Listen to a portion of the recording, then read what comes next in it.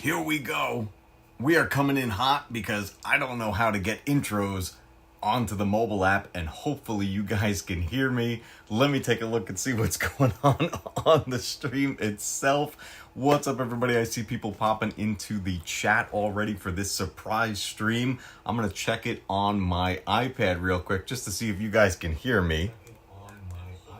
Okay, there we go. Oh boy, I got sound on the PC. Oh boy. Okay, there we go. I'm already boomering it, everybody. I'm already boomering it. What's going on, guys? Oh, Matt, wait until you hear my situation. Oh my God. Guys, we're gonna be. There's no script for this. There's no. My only plan here is that I'm going to be kind of going through the collection back here a little bit and dusting things off and talking about some of the things I have in the collection, some of my favorite DVDs and Blu-rays and stuff like that, and chat with you guys as we go. But a big motivation for this is all of the news lately with physical media potentially dying when Sony decides to pull the plug. And there's a lot of pieces to that I think many people are not even considering because they didn't really think it was going to affect it. So I want to kind of cover all of that tonight. But the first question is, I saw somebody said the audio is good. Am I sounding okay? I'm not using a separate mic right now. I'm just literally using my phone.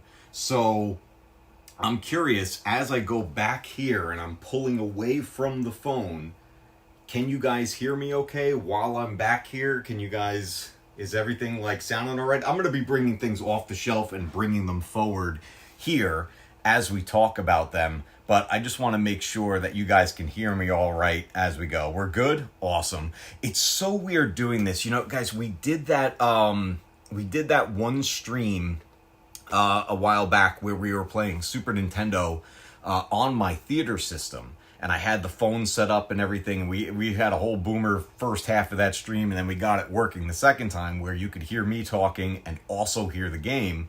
And, no game audio or anything tonight. But it was strange doing that just using the phone. But I want to get better at just using the phone because I have ideas for things that I want to be able to accomplish.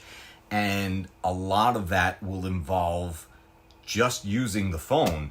And I have a separate microphone that I can use in certain situations, but right now I have the phone plugged in to keep it charged while we're doing this, so I can't use it because the adapter has to go in there. So there's all kinds of stuff that I'm learning with that, but I'm really glad you guys were able to pop in, and we'll have a bit of a chat tonight about the world of physical media and where it stands right now and what we're dealing with. I got another question for you guys with this layout. Should I take the chat off of the screen right there? It looks like I left that on there. I thought I turned that off last time we did this. I think I want to take the chat off the screen, right? So this way we have full screen where we can look at everything together. Or is the chat okay? It's like it's down here. It's down over here. Seems to be kind of out of the way. Maybe that's not too bad, having the chat on screen for replays. Doesn't bother you? Overlay is doubled? The overlay is doubled. You're right, the overlay is doubled. Okay, let's see if we can do this live. I'm pretty sure we fixed it last time. I may pause a little bit here on the stream. The stream may pause when I do this, but I'm pretty sure we fixed it live last time. So give me one moment, guys. Go to scenes, chat box. What do I want to do with that? Showing on stream hidden. Save. Okay. All right. Let's see what that does. I don't know if that will fix it. No, I still see it.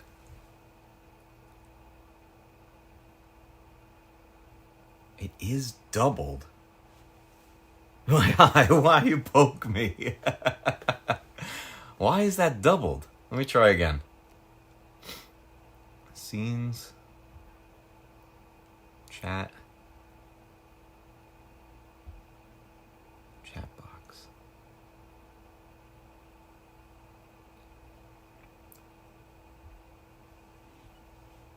Or maybe I just...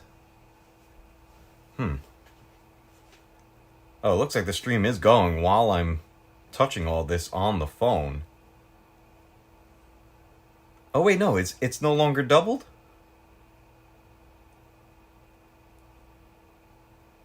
That's interesting. It's trying to show one chat from YouTube, I think, and one chat from Streamlabs. So let's see if that doubles up again if I do that. That's definitely odd. All right, I'm going to come back to you here.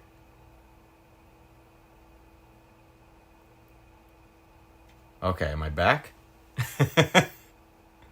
Is it still doubled?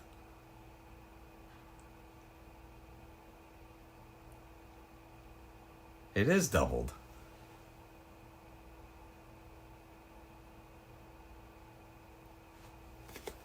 That's so weird.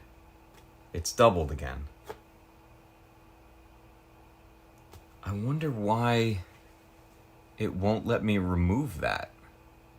Am I pausing when I go into those settings? Are you guys losing me when I go into the settings? The other weird thing is, and we talked about this on the last time I used the phone for the stream, is that when I'm watching, the preview is delayed. So it's very strange. I'm used to everything being real time.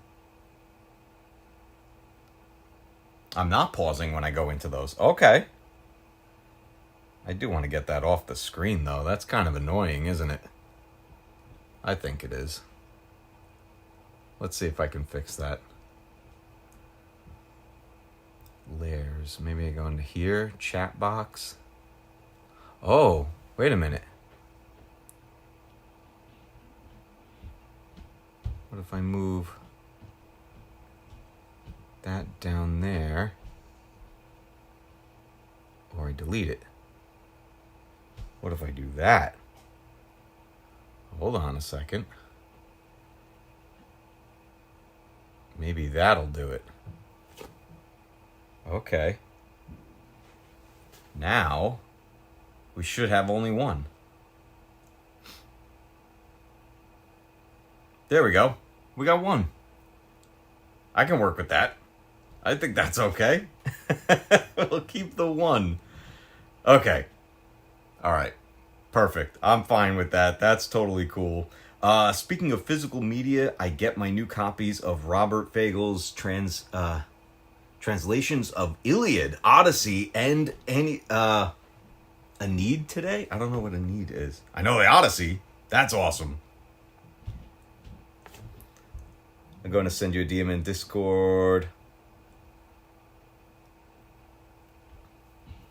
I have... Well, I won't be able to get to Discord, actually, while I'm doing this. I'm a little far away from where the computer is and everything. So this is going to be a little bit of a different type of stream since I'm away from my main system. But it's something I'll take a look at and see what we got going on there.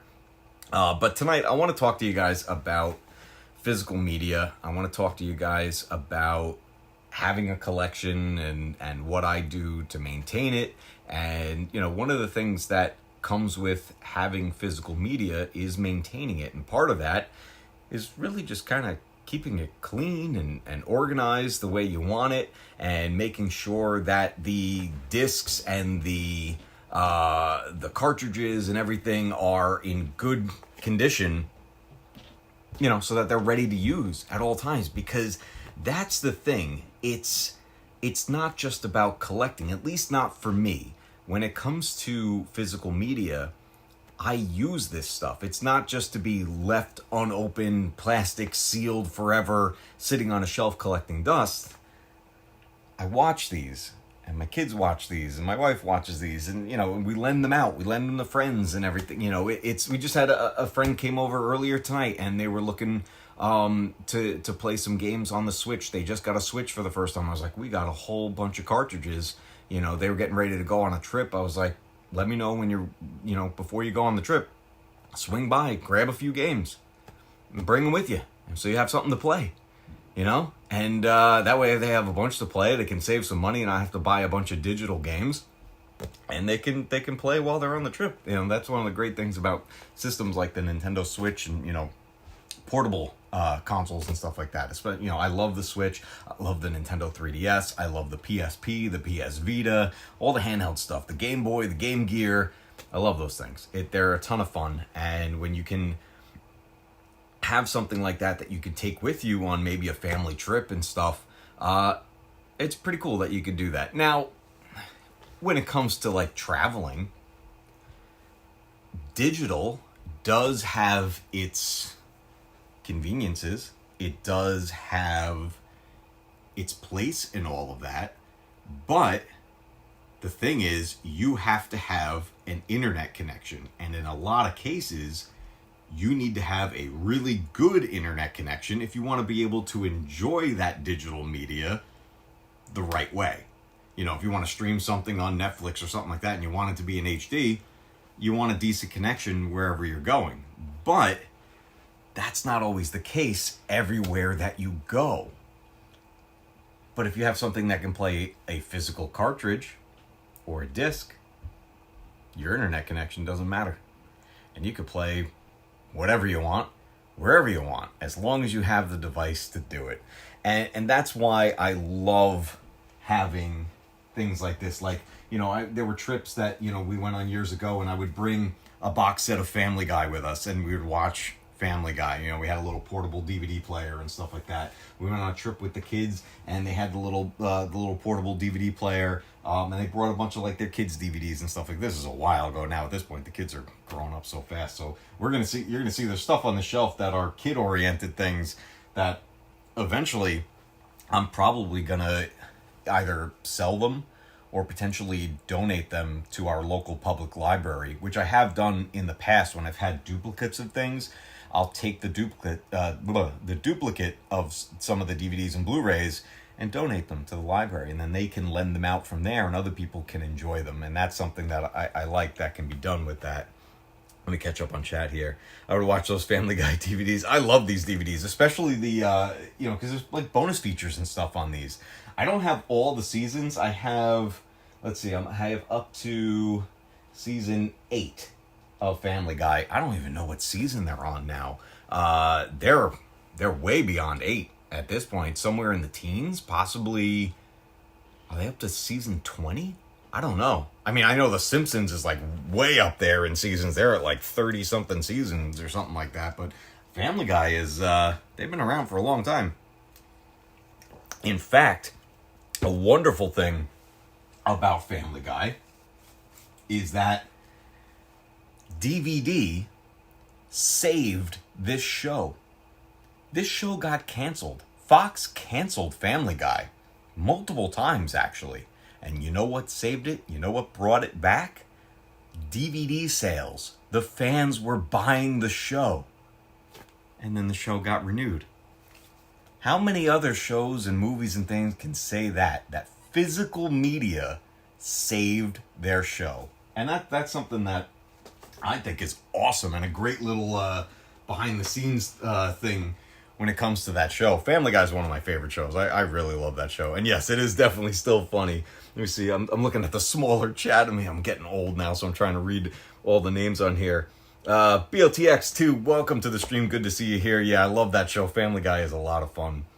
With any collection, you got to keep it clean. Yes, and I'm going to show you what we're going to use as I go here, as I talk about some of these. There's not a lot it has to be doing. Usually it's just like kind of the top end of it. That's where the dust will collect on these discs. Even as you go into the lower shelves, it still will collect. When you're in a room like down here in the cave, there's lots of electronics and stuff running, and electronics attract dust, and then the dust kind of floats around everything, and it gets onto stuff. So you want to maintain it and keep it nice, and it's been a while since I've done this. So I figured while I'm doing it, and it takes some time, I might as well hang out with you guys and have some fun. But I'm using, I don't even know what the brand are of these things. My wife found them on Amazon. It's these little, like, dusting cloth gloves. Like, literally, you open it up, and I've showed these before on a prior stream, and you put it on like a glove, and then you can go across, and it attracts the dust, and the dust, like, sticks to this. And it works really well for electronics. I really, really like these. They work very well. So this is what we're going to use to go through. It kind of looks like an oven mitt. We're going to go through and just kind of wipe down some of these. I'm not going to go every single one while we're on stream. That would just be ridiculous. But I'm going to pull out some of my favorites and talk to you guys about what I have here, why I added it to the collection, my history with whatever that show or movie is. And I'll also talk to you about how I have this organized, at least the way I feel it's organized. Because as you can see, there's no labels here sticking out. And I want to add something nice labeling the area of where certain things are, but I do actually have this organized by genre. I have TV shows, I have comedies, then I have comedies works it into kind of family-friendly stuff, then I have dramas, horror, and then sci-fi and action over here. And then I work my way over here into, like, some of the video game stuff is over on this far end, and then more video games are off to the other side of the cave. But I do have it organized, and each section is in alphabetical order for that section. And then once I got to the end of, let's say, the end of the TV shows and comedies start, then that right there at that point, A, or numbered. I would go numbered, by the way. I've always put the numbered titles first and then go to A. That's how I like to organize it. Like, so for example, I get to the comedies and the movie 13 going on 30, followed by 17 again, is there, I see on the shelf. And those are up in the front. And then right after that is 40-Year-Old Virgin. Very different movies right there, sitting right next to each other. And then it eventually gets to A and works its way alphabetically. But that's the way I have it set up, so that as I go through, I know where I'm looking and when I want to find a certain type of movie or show to watch. Because that's where I tend to go to first. I go to what I have and what I own before I go to Netflix or Hulu or Disney, Peacock, Paramount, all these different streaming services that we have. It's there's so many, and I've reduced it recently just because the costs are adding up so much. And I started thinking, was kind of asking everybody in the house, what are you actually watching? What do we need to keep? And figuring out what we all watch the most. Like, I'll give you an example. I got rid of Peacock. And the reason we had it, and we had like the premium version of it, and that was because at the time, all of the WWE and WCW stuff was on there. But last year, WWE and all their stuff shifted over to Netflix and then on to ESPN, and they just slowly pulled everything off of Peacock until it was pretty much emptied. And at that point, we weren't really watching anything else on that app, so I got rid of it. Because why pay for it if it's not there for me to watch? I finished the shows that I was watching that were exclusive on there. Like I was watching the drama version of The Fresh Prince of Bel-Air, which was just called Bel-Air. By the way, fantastic show. I loved every minute of it. It was great, and I watched all the seasons and worked my way all the way to the finale, and I was done with it. That's a show that eventually, I think if they do put a physical version out of it, which they may have already, I've just never looked yet, but that is a show that I would like to add to the collection and have it there because it was a really great show. But I don't want to pay monthly to rewatch it sometime in the future. It doesn't make any sense. It doesn't make any sense. Let me scroll back here and catch up with you here. Back in the day, we were only restricted by the battery life, right? If you had a console, a handheld console, or maybe a portable DVD player or a cassette player or something like that, that's right, your battery life. That was that was pretty much the only thing that would hold you back when you when you were watching. You know, we couldn't always plug in someplace. First and then download a full... Let me see it. First and then download a full game unlock to get the full game to install. So what happens when the PS3 store and the demo is no longer available to get? But that's not even the biggest problem. I also had an external hard drive. Oh wait, did I miss a chat? Oh, I'm sorry. I skipped the chat. So I went onto the PS3. Most of this you already know, but I went there to purchase Sonic Adventure 2, etc., and would download the DLC. But the game, but now the game isn't here. Apparently, you have to download the demo. That's weird. I also had an external hard drive that had most of my PS4 library here. Unless I've had the hard drive, I cannot access or re-download the game, so those games are just gone forever. Oh my god. This was from the PS3? So the PS3 store, then, is that officially done? Because I was on it not that long ago, maybe just a few months back.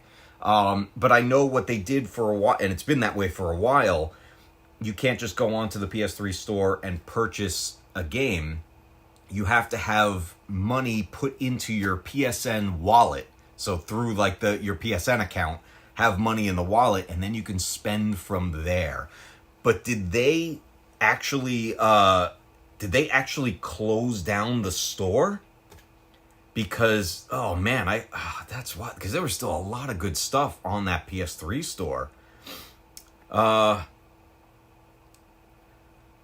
What an arse about a way to get games. Sony's completely screwed their customers over. Sony is making horrible decisions right now, and there is a ton of backlash that is hitting them from every direction. In fact, I was just hearing earlier today that Xbox is making moves to basically make them look better and release a feature that Sony doesn't do. And I don't fully understand exactly what Xbox is doing with this. I'll go through it, and if you guys know what's going on with it, we could try to figure it out. Done next July. Oh, they're wrapping up the store next July. So we have 1 year left with the PS3 store. That's insane. I mean, I know it's the PS3. It's an aged console. You know, these stores aren't going to stay around forever, but I don't know. To me, like, the PS3 is not that old. I'm just like, it's kind of, oh god, it kills me to say that the PS3 is old. That's insane.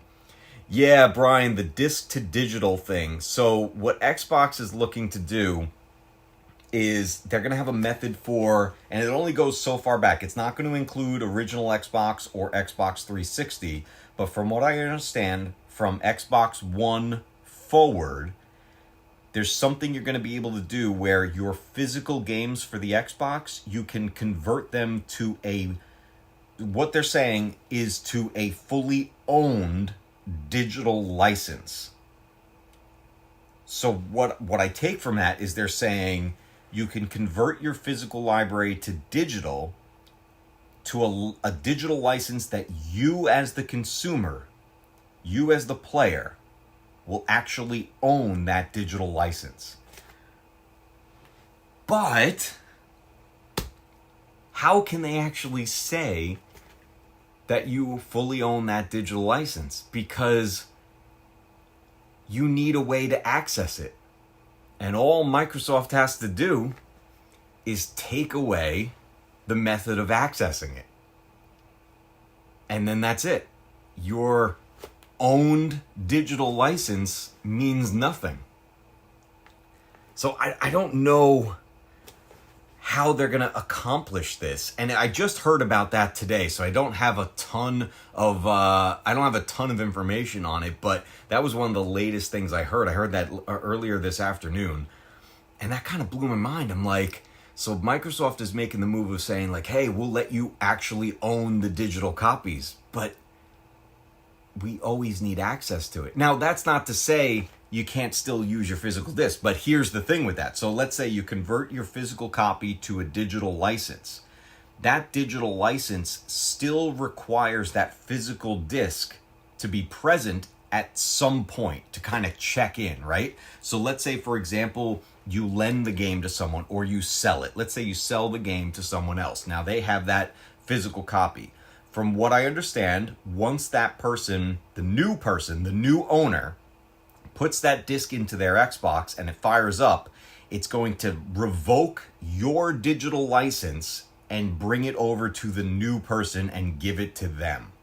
So that's their way of, so that people will, can't just give away free games and then just keep building up their digital library, which makes sense. I understand why they would do that, but it does need the disc to check in from time to time whenever it needs to and be able to show that you actually still have the physical game that goes with that digital license. That I understand.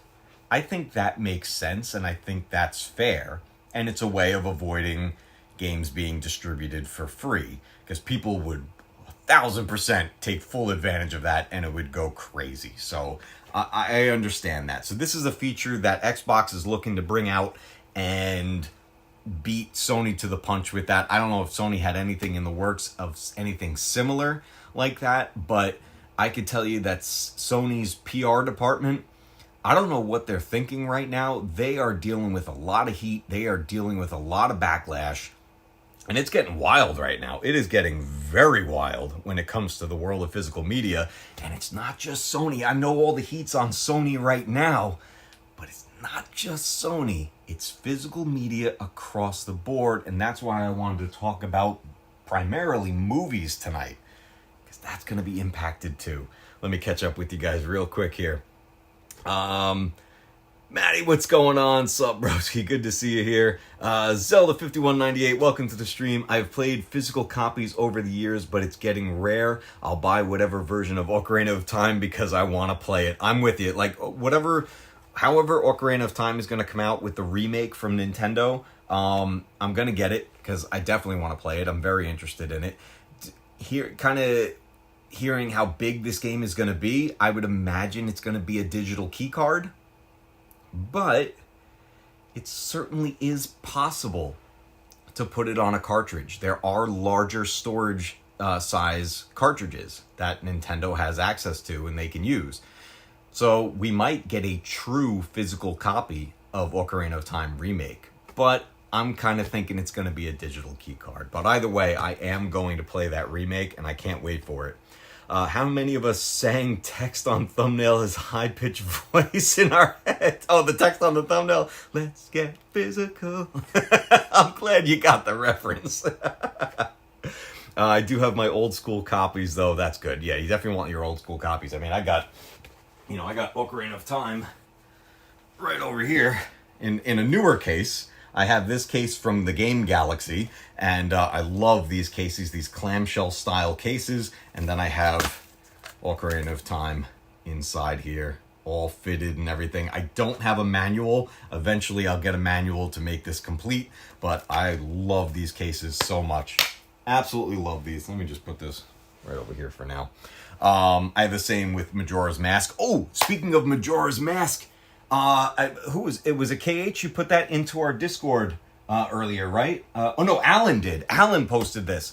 It was accidentally leaked that they are doing a Majora's Mask remake as well, which I kind of figured they were going to. I'm not surprised that they're doing it, but from what I understand, the voice actor who voices Link, who does the and the grunts and all that stuff, the voice actor for Link in the Ocarina of Time remake accidentally leaked that they were working on the Majora's Mask remake as well. So I'm glad they're doing it, and I think they're going to have a really good turnout with that. I think that's going to sell very well. It's a direct sequel to Ocarina of Time, so I think it's a win if they do that. I think they definitely should do that.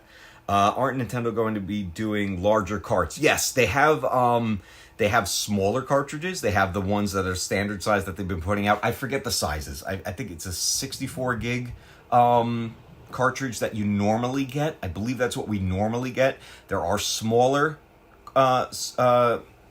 storage sizes and there also are larger ones, but they are more expensive when it comes to the manufacturing and distributing them. So it really comes down to whether or not Nintendo will put the money into it for the costs that are involved.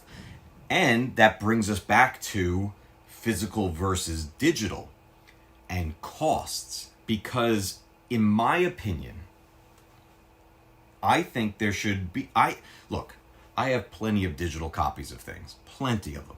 There's tons of it, right? There's the convenience side of things. It is very convenient. It's not the best experience in my opinion. I think having stuff compressed and everything, it hurts the experience overall. I'd much rather watch a DVD rather than a digital copy of something. But here's the thing. When it comes to selling them, there should always be the digital option and the physical option. Now here's the deal. The digital version should cost less, and the physical version should cost more. And the simple reason is manufacturing cost. A physical version of something has a physical item that needs to be manufactured, then it needs to be packaged. It has a cartridge, it has a disc, it has artwork, it has packaging, it has a box, it has the cover art, it has all this stuff that goes along with that. That costs money. Give the option to the consumers. There's going to be plenty of people that are going to buy digital and they'll want digital only, and that's perfectly fine. But there's so many people, millions upon millions of people, that are going to choose to buy the physical version. And guess what? Here's the best part of that. The people that choose to buy physical tend to also get the digital. For example, when I get a Blu-ray, let me just pull something off the shelf here, one that I have a copy of. When I buy a Blu-ray, I don't just get the movie by itself. I get the combo. So I get the pack that has the Blu-ray, the DVD, and the digital copy on it. And to me, that's worth it. And then I have the digital backup of the movie, which I'll play on like Fandango at home and stuff like that, right? So that's what a lot of people that still maintain physical media do. They will also purchase the digital copy. Now, here's another thing I've done. I have a whole lot of older DVDs. Like here's Office Space, for example, on DVD. I don't have a Blu-ray of this. But what I did, because I wanted to watch this, one of the last times I watched this with my wife, we were watching it just upstairs in the bedroom, and there's a thing on Fandango at home where you can do disc to digital. And for $5, I converted this to a high definition copy of Office Space digitally. And then we just streamed it where we were watching. Now, eventually I want to get a Blu-ray of this. I haven't looked into the Blu-ray, but I love this collector's edition of this movie, and it's one of my favorite movies of all time. But that's the thing right there. I prefer physical media, but I'm also willing to buy a digital copy from time to time, depending on what it is. So that manufacturer, that production company got my money twice.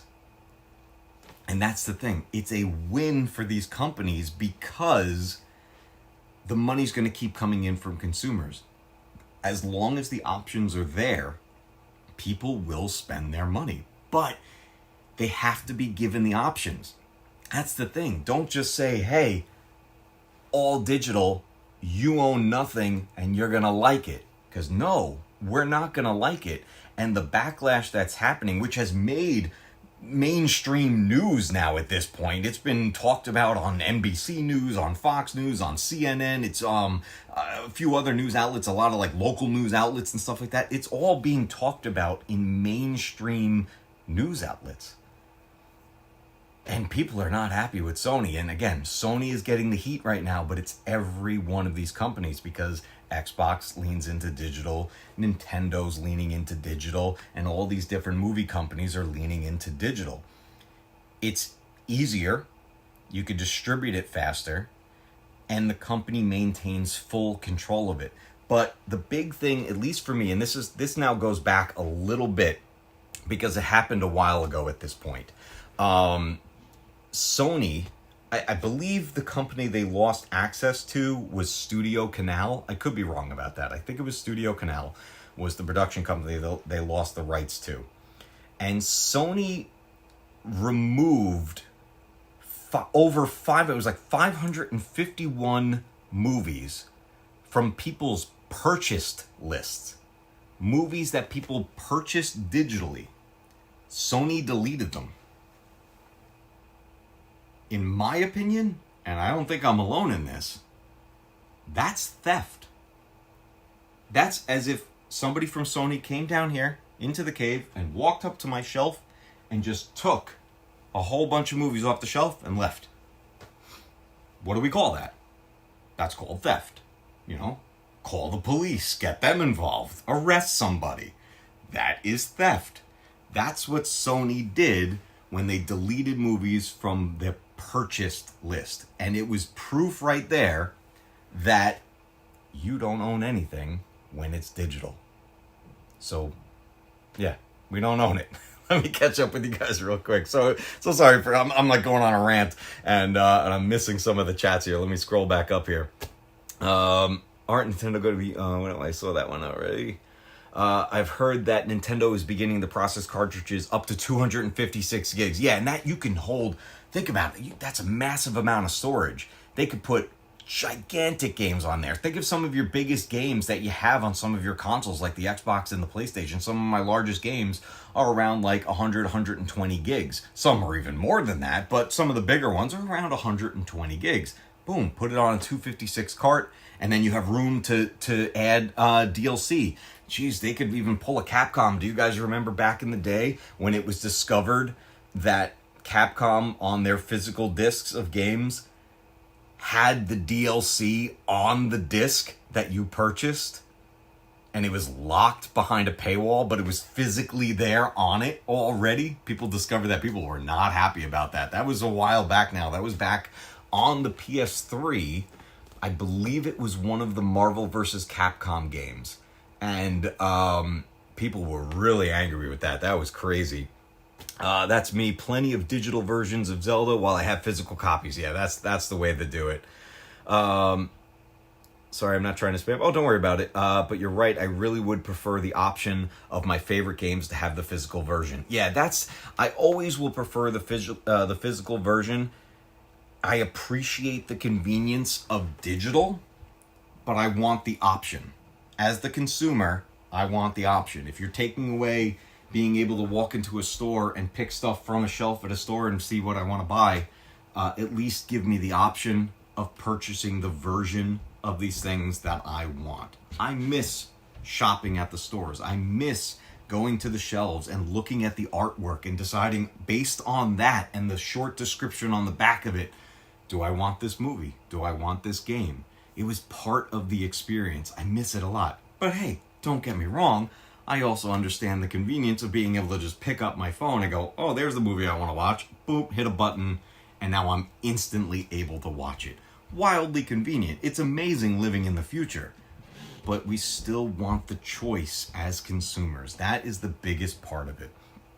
Let's do this. While we're chatting about all this, I want to start kind of going through this stuff with our little oven mitt looking dusting glove here. Anyone just joining, this is a little like dusting glove. My wife found these on Amazon. I don't know the brand, so I can't even tell you what they are, but I'm sure you're probably easy enough to find them, and it attracts the dust so you can wipe things down and everything. So I'm going to start going through a couple of things here on the list, and I want to talk about them with you guys here. You know, some of my favorites that I have in the collection. I'll start in the TV section, right up here. Right here at the beginning is where my TV collection begins. I have some other box sets off on a different shelf, which I will grab some along the way to talk about them, but I'll start here on the main shelves. And I want to talk about this show right here.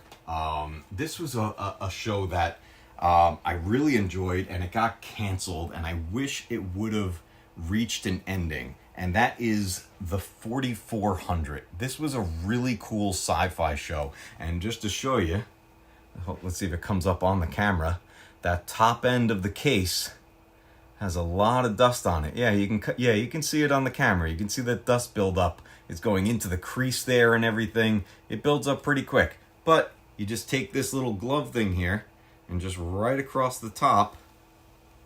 And now we are nice and cleaned off, and it gets that dust off of there. You can get the side here as well. You don't want to go fast, otherwise you're just going to like poof the dust off into the air. But just a quick little wipe down of the case just to keep it nice. And then the other thing I like to do before we talk about the show itself, this is the first season of the 4400.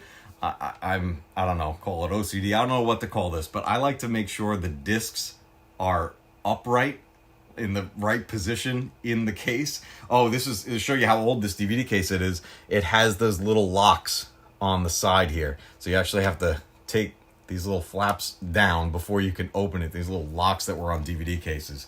So let's take a look on the inside, and there it is.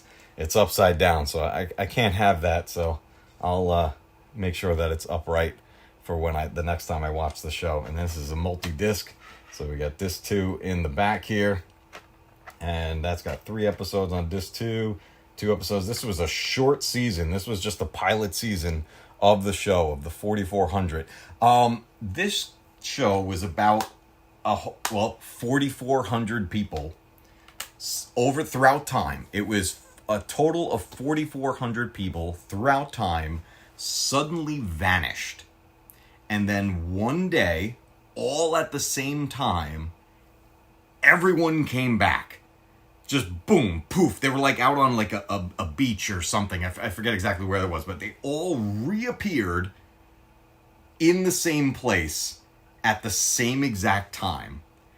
And then there's this whole investigation going on to figure out who are these people, where did they go, and where did they come from, and what the heck is going on. And, there were some people that vanished only like so long ago, a couple weeks. There was some that were only gone a couple years. There's other people that were gone decades, or I think there was even a group that was like, they've been gone for like 100 years. And for them, if I remember correctly, I think it was like, boom, like almost instant. But they're trying to figure out, this investigation group's trying to figure out, why did these people disappear, and why did they come back, and where the heck did they go? Really cool sci-fi show. It lasted 3 seasons, and it got canceled.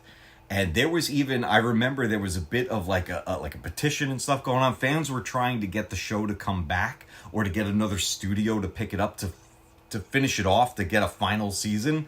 And it just didn't work out, and it didn't happen. But the 4400 is a show I highly recommend. Even though there's no finale, I still think it's very much worth watching. I do have all 3 seasons on DVD. The other 2 box sets here are actually in the cardboard packaging with the individual disc cases on the inside here. So these are fine, but just like before, the top end will get that dust all on it. So you just take the little wipe thing, just kind of wipe it down a little bit just to keep it nice and clean and, dust free. So when you pull it off the shelf the next time, it's ready to go. Same thing with the final season, the individual cases inside.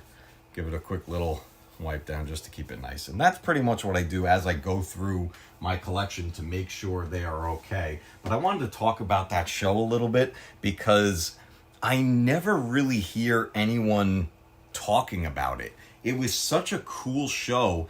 And I remember like a few years later, I don't remember the name of it, but a very similar show came out. Like that was almost identical. And I was like, man, they're just like completely ripping off the 4400. But I don't remember what that show was. And considering I don't remember it, maybe it didn't even last. But very cool show. Let me know in the chat, and if you're watching this on the replay, let me know down in the comments, did you ever watch the 4400 and what did you think of that show? You know what was a good show that was very similar to it? I originally watched it when it got saved by Netflix, I believe. It was called Manifest. Very similar style. This was about a whole bunch of people that were on a plane and they vanish and then come back. Very cool show. I don't want to spoil anything from it, but I watched it with my wife, and she watched it actually a few times.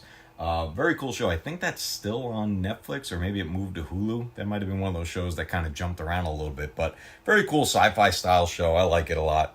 They can't be upside down. It's illegal, right? So, yeah, I know.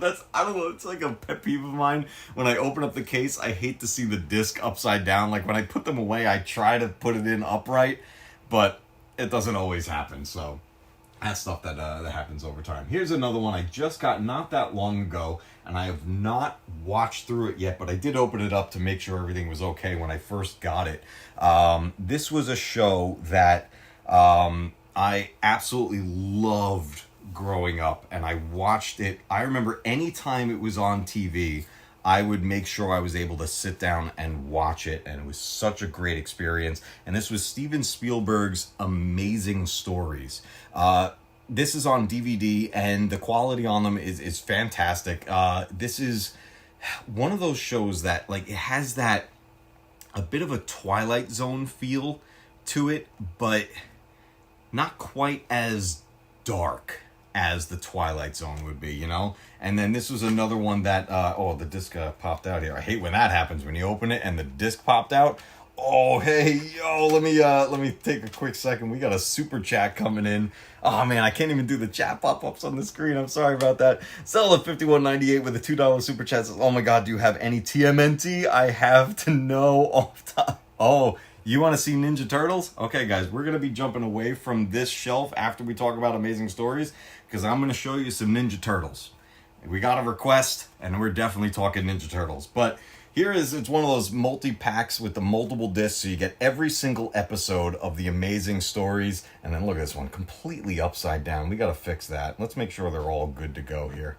Holy moly, I'm twitching now that they're not like the way I want them. And I know this is absurd, but it's something that I just need them to be upright. I don't know why. Here's the next season that comes out here, so let's put that in. I like when the discs are different colors for shows like this, and they separate it that way so you know which like kind of season you're going into it. But Amazing Stories was such a fun set of shows with different stories throughout different periods of time, and you get that Steven Spielberg style. Steven Spielberg is one of my all-time favorite filmmakers, directors, writers. He's just awesome. I grew up with his stuff, and Amazing Stories, I was so happy to get this added to the collection, and I really want my kids to watch this. They've never seen it. My son has seen a little bit of the Twilight Zone, and he liked it, so I think he'll like the Amazing Stories. So this is a fun one to have in the collection. Definitely recommend it if you don't have it. But we are going to talk about Ninja Turtles a little bit here. That disc to digital, does that work for any movie? Not any movie. I do it on Fandango at home. Every once in a while, I come across a movie that I have that's not part of their digital library. So Fandango at home has to have access to those movies. So I guess they need the licensing for it or whatever it may be. So literally what you do is, let's say it was Amazing Stories. There's a barcode on the bottom here. So on the disc to digital, I do it on my phone so I can access the camera. You take a picture of the barcode, and then it checks Fandango at Home's library to see if it has the movie. And I always check. I'm like, how much is the movie if I buy it separately? And how much is it to do the disc to digital? The HD is $5. Sometimes I come across a movie that's only like $2 or $3, and I'm like, okay, I'll just buy it that way. But most of the time, it's like, if I buy this movie separately, it's like $15.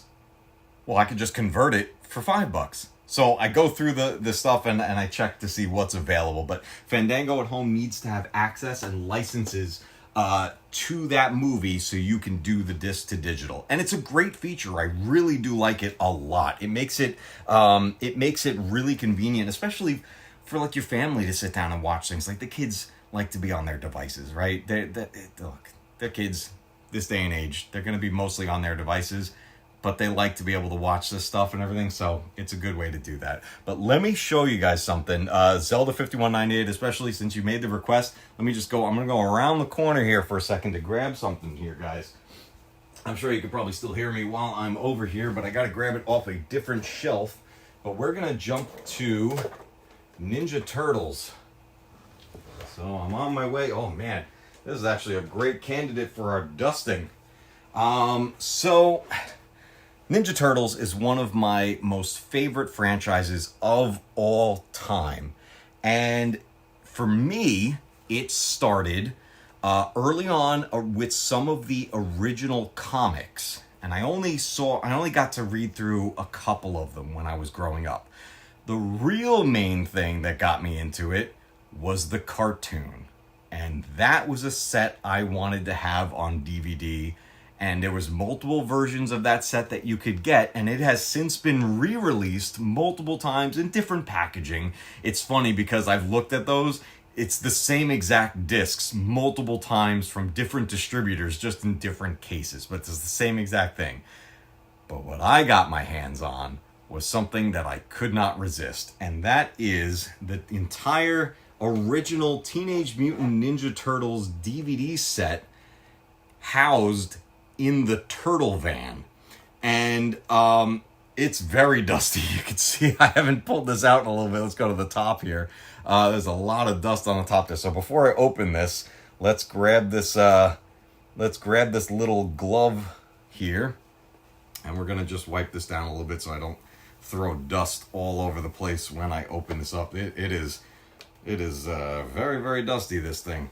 But the wheels actually turn. You can roll this around. In fact, when my kids were younger, they would wheel this around on the floor carefully. They would be very careful because there are discs in here. There are 24 DVDs inside of this for all of the original Teenage Mutant Ninja Turtles animated series seasons. And you know, say what you will about the later seasons of the show, but I'm glad to have them, and they do have their charm. But the show did get a little strange as it got towards the end of it. And then, of course, we have the newer versions of these things. Did the stream lock up? Are we locked up? Oh, no, we're still going. Okay, the app froze. I'm sure the children were extremely careful, as children are. Yeah, they actually do pretty good with this stuff. Was I locking up there at all? I hope the stream is moving the way I want it to. I want everything to work well. But here we go. Let me take the glove off here. So we have the Ninja Turtles turtle van. We got some artwork on the front. You got the turtles inside the van there. And the wheels actually do turn, which is pretty cool. And then you just pop the top off of it, and you get the discs are all inside, and you got a little booklet. I'll show you the booklet. It kind of folded on the inside there. Oh, one of the discs is out of place. Hold on a second, guys. I gotta fix that real quick. Get that back in its home. Make sure these things stay nice. But we have 23 discs. I thought there were 24. It's 23 discs of the original series, and they all house inside the turtle van, starting from the front with season 1 and working your way back all the way to whatever season number that was, season 10. There were 10 seasons of the original Ninja Turtles, and this thing is just, I love this set. It's so cool. And then what it came with is a little booklet here with some artwork on it. And we got Donatello and Raph on the back there. And then inside is the episode guides for all 10 seasons. So this came with it and goes inside there. Zelda with another super chat. Thank you so much. I greatly appreciate it. It says, beautiful. Donatello's my favorite. Donatello's awesome. Especially in the original NES game. Donatello saves the day all the time in that game. You need Donatello to last all the way to the end.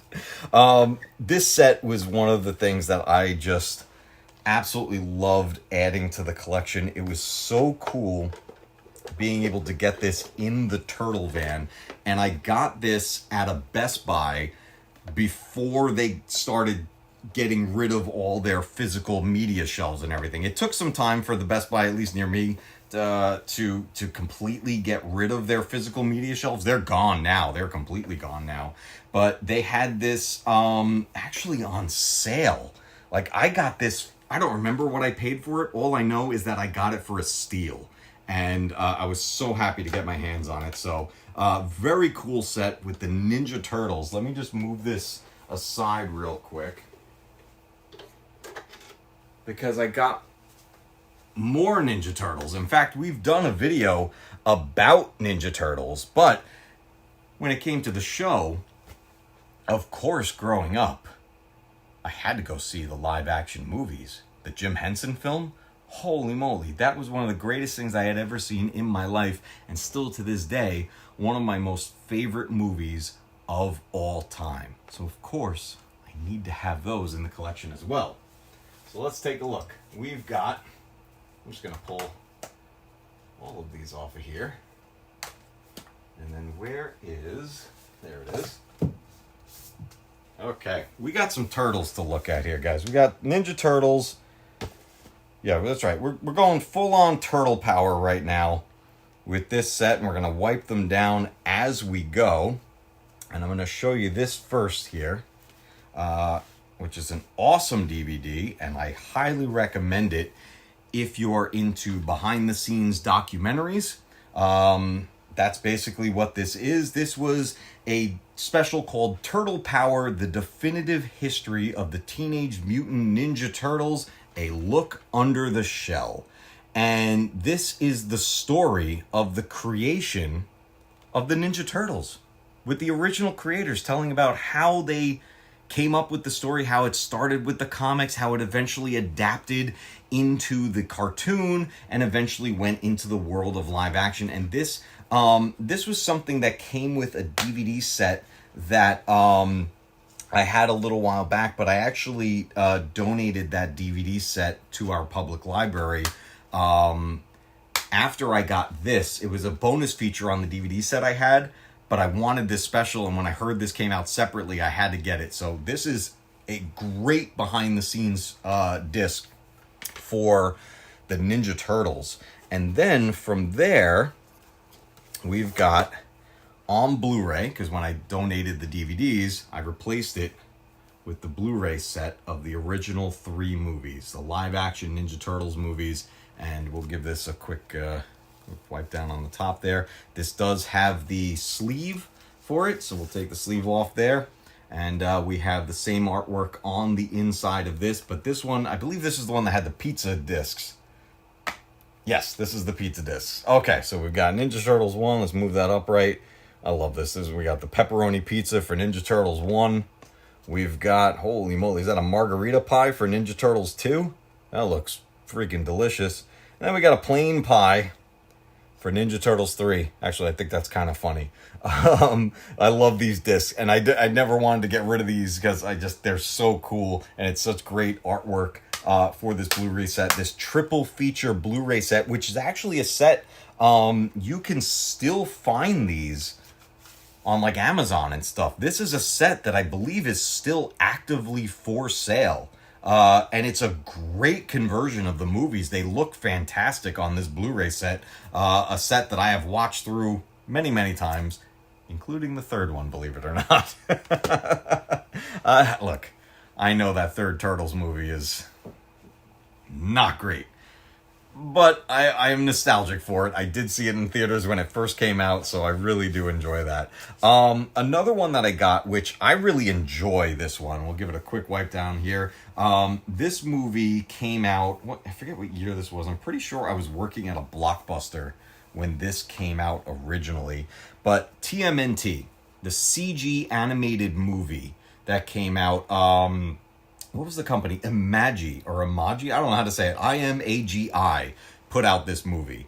And I really loved this CG animated movie. There are Easter eggs in this movie that reference the live action movies. In fact, it references it so well, this feels like Turtles 4. It feels like a sequel to those live action movies. And I really, really enjoy this movie. Let's check the disc while we're at it. We got Leonardo on the cover. It wasn't too far off there, and then just a little notice there. But I love this. This is so cool having there. I mean, Leonardo's the leader, right? So he got the disc art for this one. But a really, really cool CG animated movie with a really good voice cast too. If you've never seen TMNT, by the way, there were video games made out of this. There was a PSP game. I think it got ported to the PS2, and it was on the Nintendo Wii. There was also a Smash Bros. Clone style game that was based on this, and you play. It's the style of Smash Brothers, but it's Ninja Turtles, and I have that as well on the Nintendo Wii. But if you have never seen TMNT and you're a fan of the Turtles, I highly recommend this.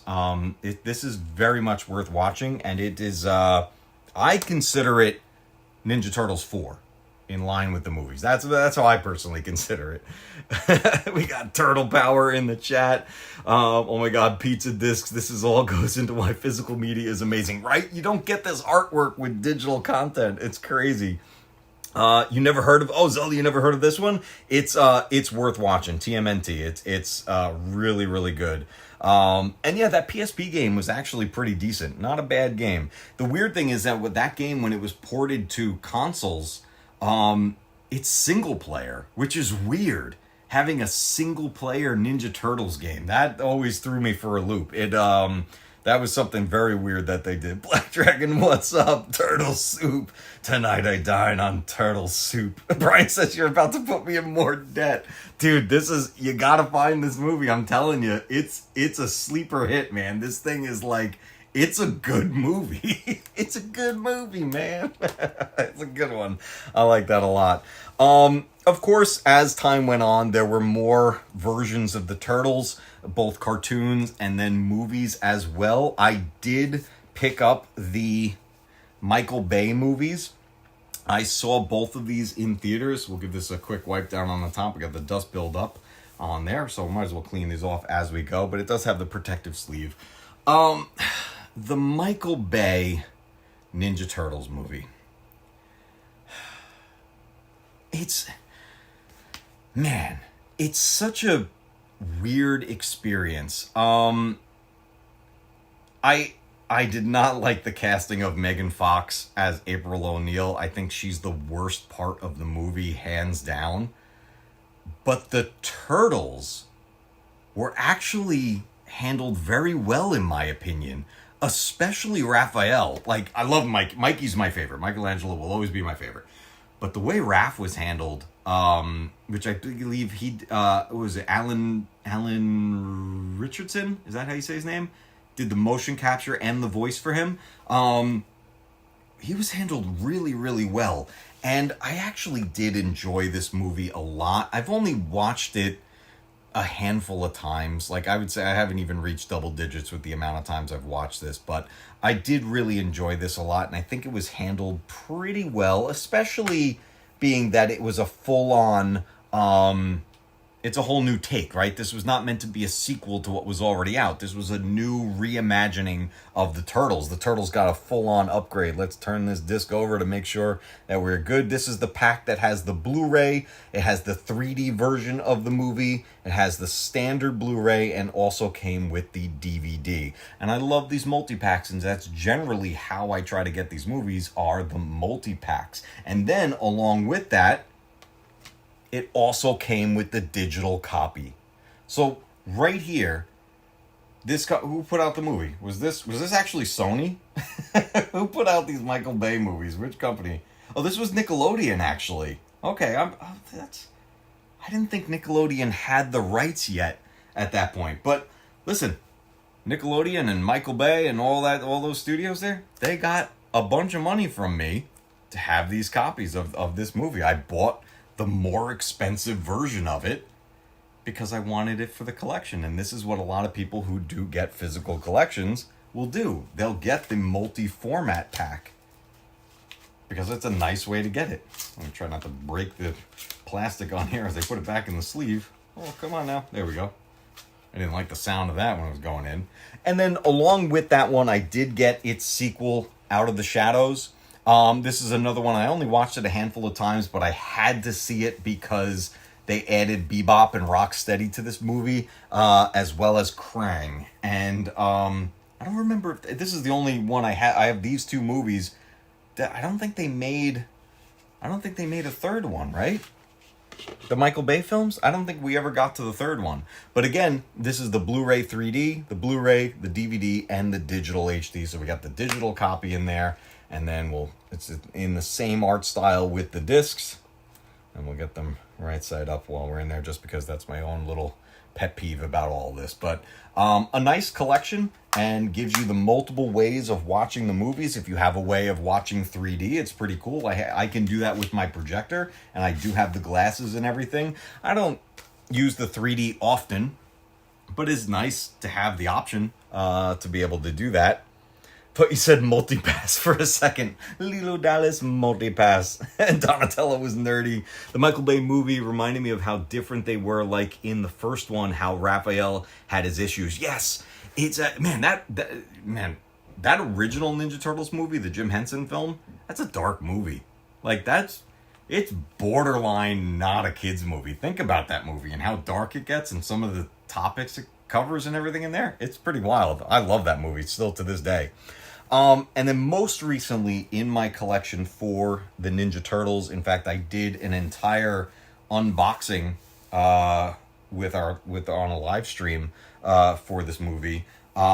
This set of movies was Arrow Video's release of the original Teenage Mutant Ninja Turtles trilogy on 4K Blu-ray.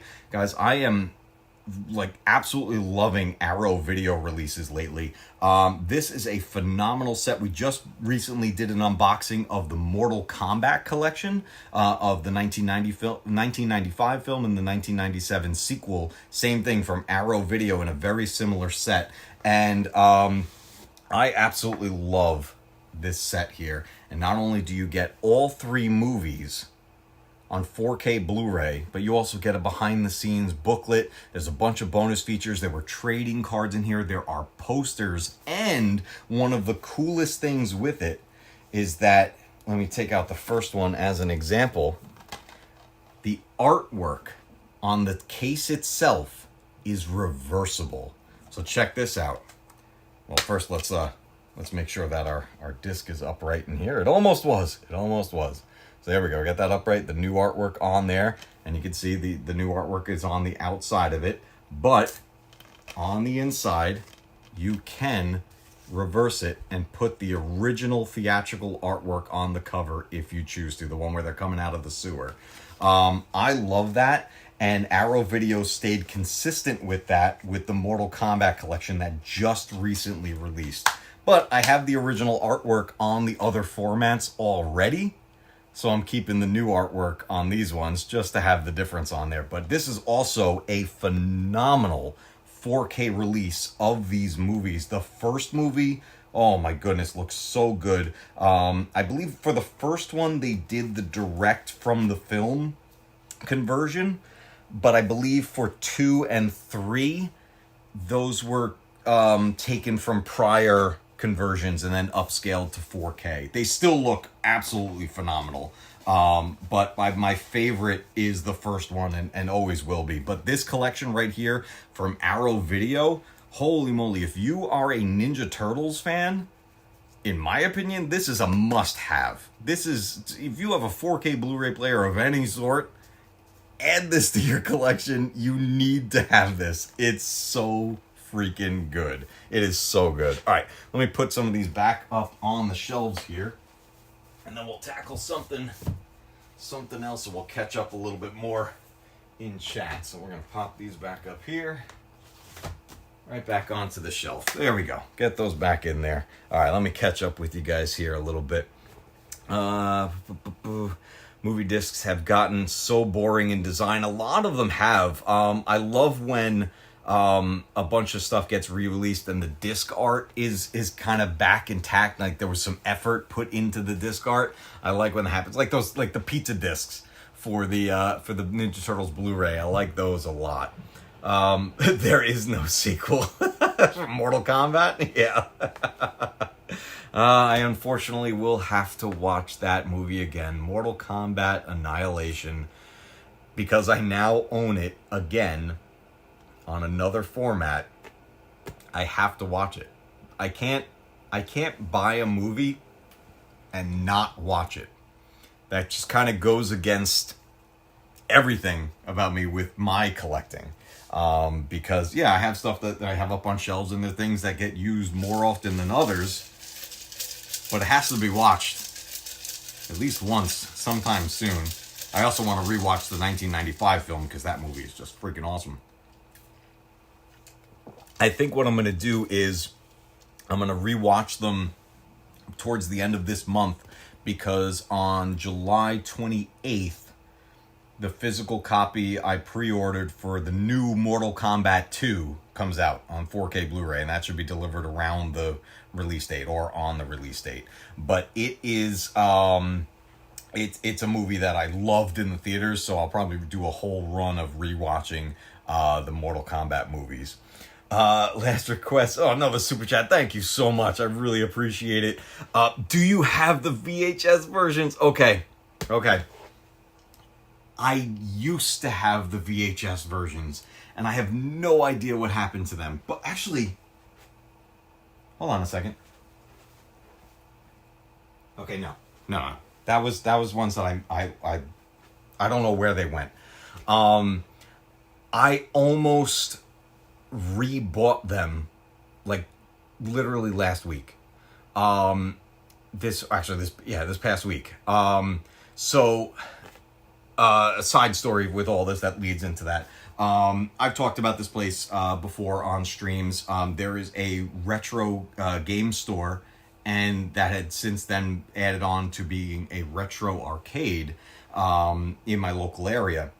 And the owner, who's a fantastic guy, has recently expanded. And he has, since having his initial store that I would go to all the time, he opened up multiple other store locations, and then a few years later opened up a retro arcade, and then that then opened up a second arcade location.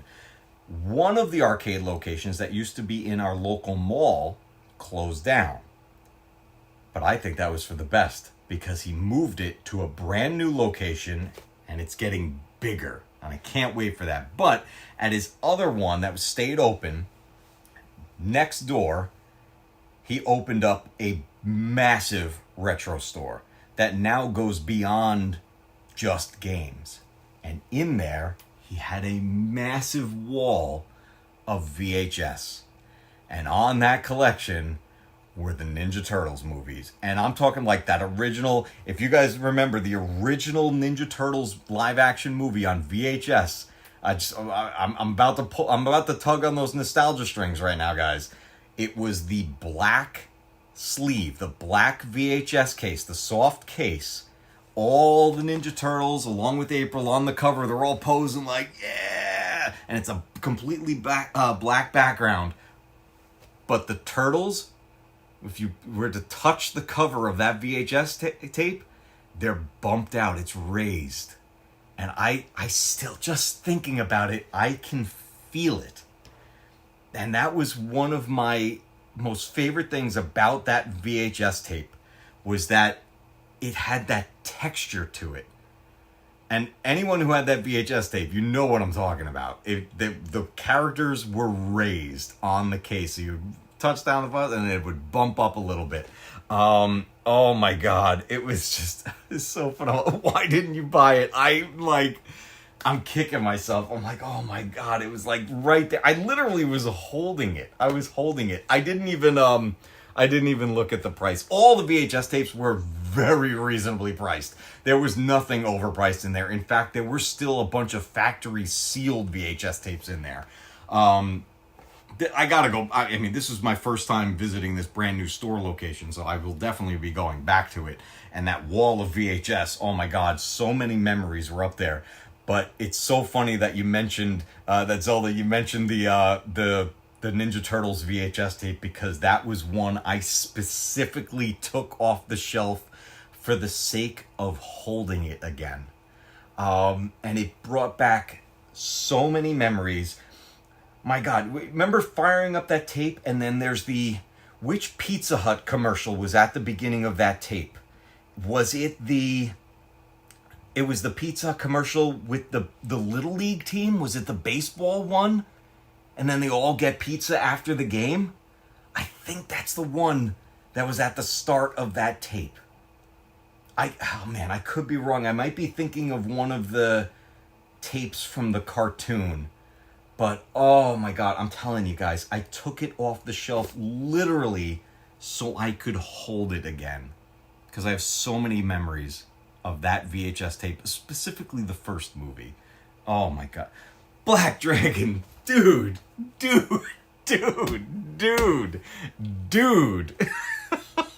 Oh my God. Please go get them. Oh my God. Dude, thank you so much, man. That is incredible. Oh my God. That's you guys are insane. I mean, obviously, yeah, that's the cue right there. I have to have to get it. Oh my God, dude, thank you so much, man. That was very, very, very generous, and that more than covers the cost of those tapes. Like, more than covers it. I will definitely get my hands back on those. Thank you so much, man. I greatly appreciate that. Yeah, those VHS tapes. The second one had like the group of the turtles surrounding the canister of the ooze, and then I remember the third one had that yellow case. It was that yellow sleeve with the big Roman numeral 3 on it, and the turtles like kind of in the shadows, where with that armor, the samurai armor and everything. Oh yeah, maybe get one or two. That will cover roll 3, I'm sure. You have dragged in some nostalgic people. I'm glad you're enjoying yourself too. Thank you. I appreciate that. I'm telling you, like, when you go into a shop like that, into those like mom and pop style stores that are dedicated to the things that we grew up with, as you walk through those stores, no matter the size of the store, but in this particular case, the store was massive. I'm telling you guys, it's gigantic. I will eventually get some footage in there. I want to talk to him about recording something in there, because I'd also like to promote his business. But I never go in and film without permission in places. Tons of people do it all the time. And I'm sure lots of business owners don't mind at all, but I'm always going to ask for permission. Especially for someone who I respect so much and I consider a friend. I'm never going to just go in there, start, filming and everything. I would like to do something of good quality that he could be a part of as well. But I tell you, one way or another, I'm gonna get footage of this store and the arcade and everything. It's phenomenal. It's so good. It's called Game On, and then we have Game On Retro World is gonna be like kind of the thing that comes into place. And then one of the coolest things, I think I mentioned this on a recent stream, he's continuing to expand, and recently he bought an abandoned theater, a theater in the area that has been abandoned for some time now, but it was a popular theater because they always kept prices low. But the thing was, the theater wasn't always upgraded with all the fancier seats and like all the crazy equipment and everything. What he's doing is he bought this theater, and it's going to be basically a retro theater designed to be cost effective and at a good price for families to go, and it's going to be dedicated to showing movies from the 80s, the 90s, and the early 2000s, and families can go and not break the bank and have amazing experiences of seeing these movies back up on the big screen and have a great night out or an afternoon out with the kids and all that. It's just, I can't wait. We're still like, probably a year or two out before it's a completed project. This is very recent of all of this happening, but it's going to become part of this big retro world that he's creating. And I'll tell you guys, it's amazing to be around it. It's so good. It's so amazing. I remember many people speaking poorly of Turtles 3, though I liked it. Look, Turtles 3... Look, I think we can all agree that it is the worst one of that trilogy.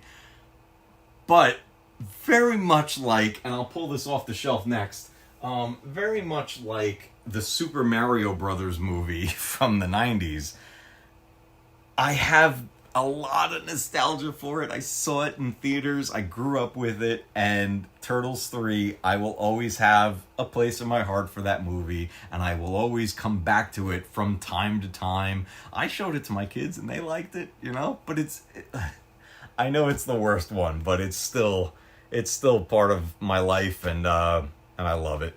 As a kid, I thought 3 was just as good. Saw a YouTube video on it as an old adult, and I was like, wow, the Turtles never really fought together but one time. It hurt. Yeah, the look of the Turtles in that movie got really weird. Splinter was the worst part of that movie. They completely screwed up Splinter. It was just a half a puppet, and the voice actor did a horrible job with it, and it looked terrible.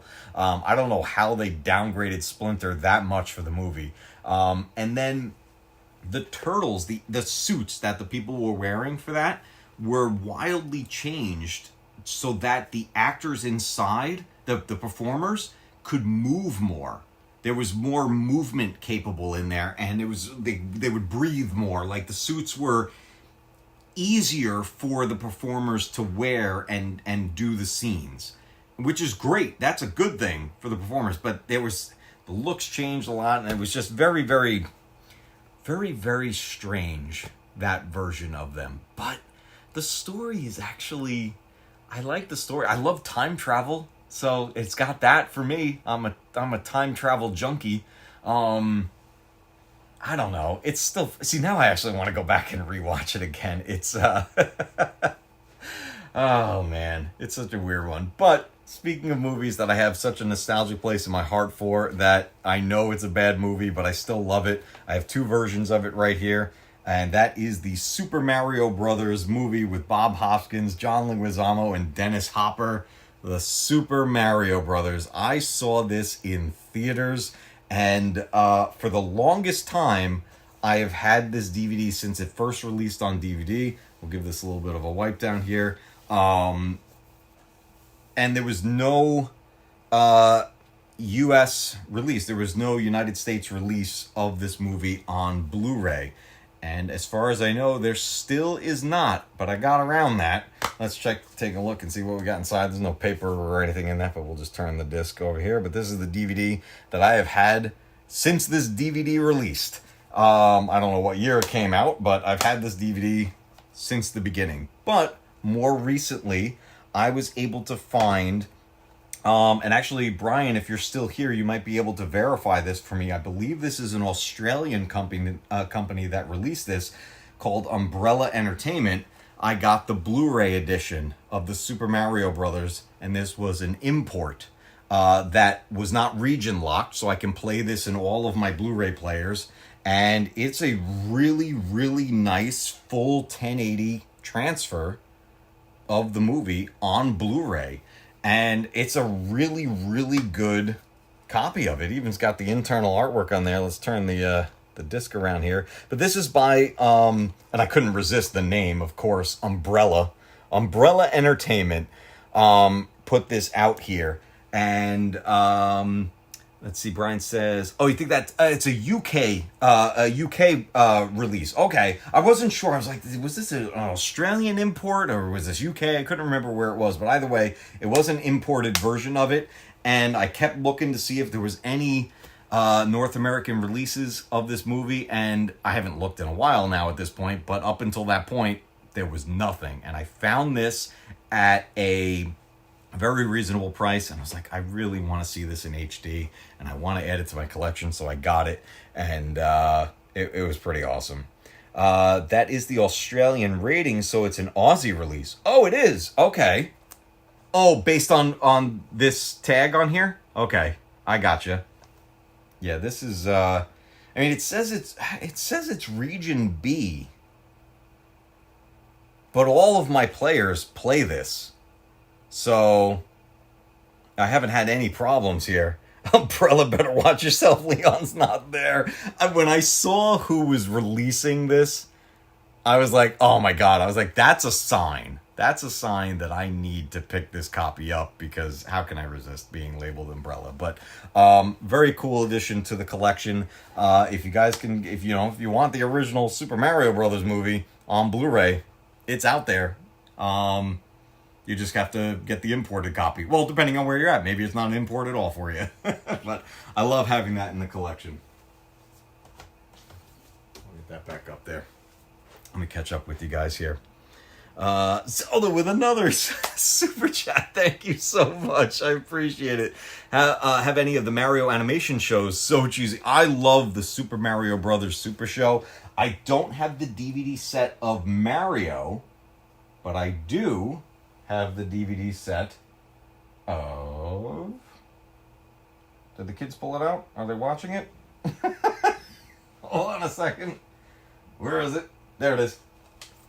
I do have The Legend of Zelda, which aired on Fridays here in North America after the Super Mario Brothers or replaced the Super Mario Brothers Super Show on Fridays. And I love this. I know this is so cheesy. This is probably even more cheesy than the Super Mario Brothers Super Show. I don't have the DVD sets yet of the Super Mario ones. I've been having trouble getting my hands on them and finding good copies of them. So that I'm keeping an eye out for, and eventually that'll come to the collection. But this is the complete. There was only one season of this, so it says complete season, but it's the complete series. You know, it's the whole thing, and then you got Ganon on the back. On the artwork. I think this is a single DVD. Yeah, this is a single DVD with all the episodes on it. And look at this artwork, and it has the other shows showing on there on the inside. The Sonic shows, Super Mario Brothers. That's actually pretty cool on the inside of the label. What was on the other side? Oh, this is a reversible... Look at that. Sort of reversible. It's got another bit of artwork for Zelda on there. And then this would be the back. But I wouldn't put that on the back because I want the episode list on the back there. So I'll keep it like that. I put this back in its spot here so that's in there pretty good. But yeah, eventually I'll get the Super Mario Brothers show with the super chats. Thank you so much. I appreciate it. Yes, the cheesy Zelda show. The excuse me, princess. Hear me out. Hear me out. I am legit hoping for a reference of some sort, an Easter egg, something that brings back memories of this show in the Legend of Zelda movie. Just something. It doesn't have to be whiny, but if it just says, excuse me, princess, it doesn't even have to be the same way. It doesn't have to be, excuse me. It doesn't have to be that. Just an excuse me, princess. Something. Please. I will be so happy, and so will so many fans. I guarantee it. Just a little nod to this show would be perfect in the new movie. That's one of the things I'm hoping for, and I hope we get it. But this is still one of my favorite things in the collection, and I have watched this many, many times. I love the fact that I have this on DVD, and if you don't have this, go out there and look for it. This is something that is still available out there. The Legend of Zelda. Such a great piece that's available on DVD. It's awesome. If it's just a facial expression that embodies the phrase, yes, that's like just anything that would have that. Ian, good to see you here. Do you have The Sopranos? I don't have The Sopranos. I had, for like an extended period of time, I was borrowing The Sopranos on DVD from a friend, and I've long since returned that to them. But that was actually how I ended up watching a bulk of the show. I was catching up on the show, and then eventually I caught up and then watched maybe the last season live when it was actually airing, because I did see the finale when it actually aired. But I was borrowing a DVD set. I don't think I never bought that for myself. That's another great show. That's something that's something I would love to add to the collection as well. I love having TV shows on DVD and Blu-ray, especially when so many TV shows we grew up with were in the 4:3, the square aspect ratio, right?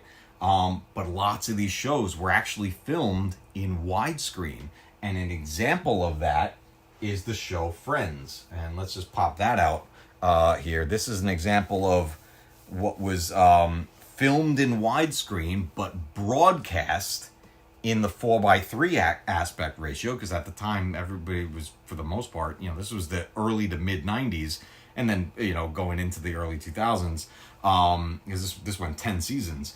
But the show was filmed in widescreen, and when it came out on Blu-ray, they put it in the full widescreen aspect ratio, which was great because I had never seen the show like that. So it was such a treat to rewatch this show and see it in widescreen. It was so cool. And this was a nice set. All the discs, they're all different colors and everything like that, and in different boxes. And it has a little book in here as well with all the, it's got the episode guides and stuff. And I love that like portrait picture on the back there. But it has all the episode guides for each season on the inside of the book with the descriptions and everything.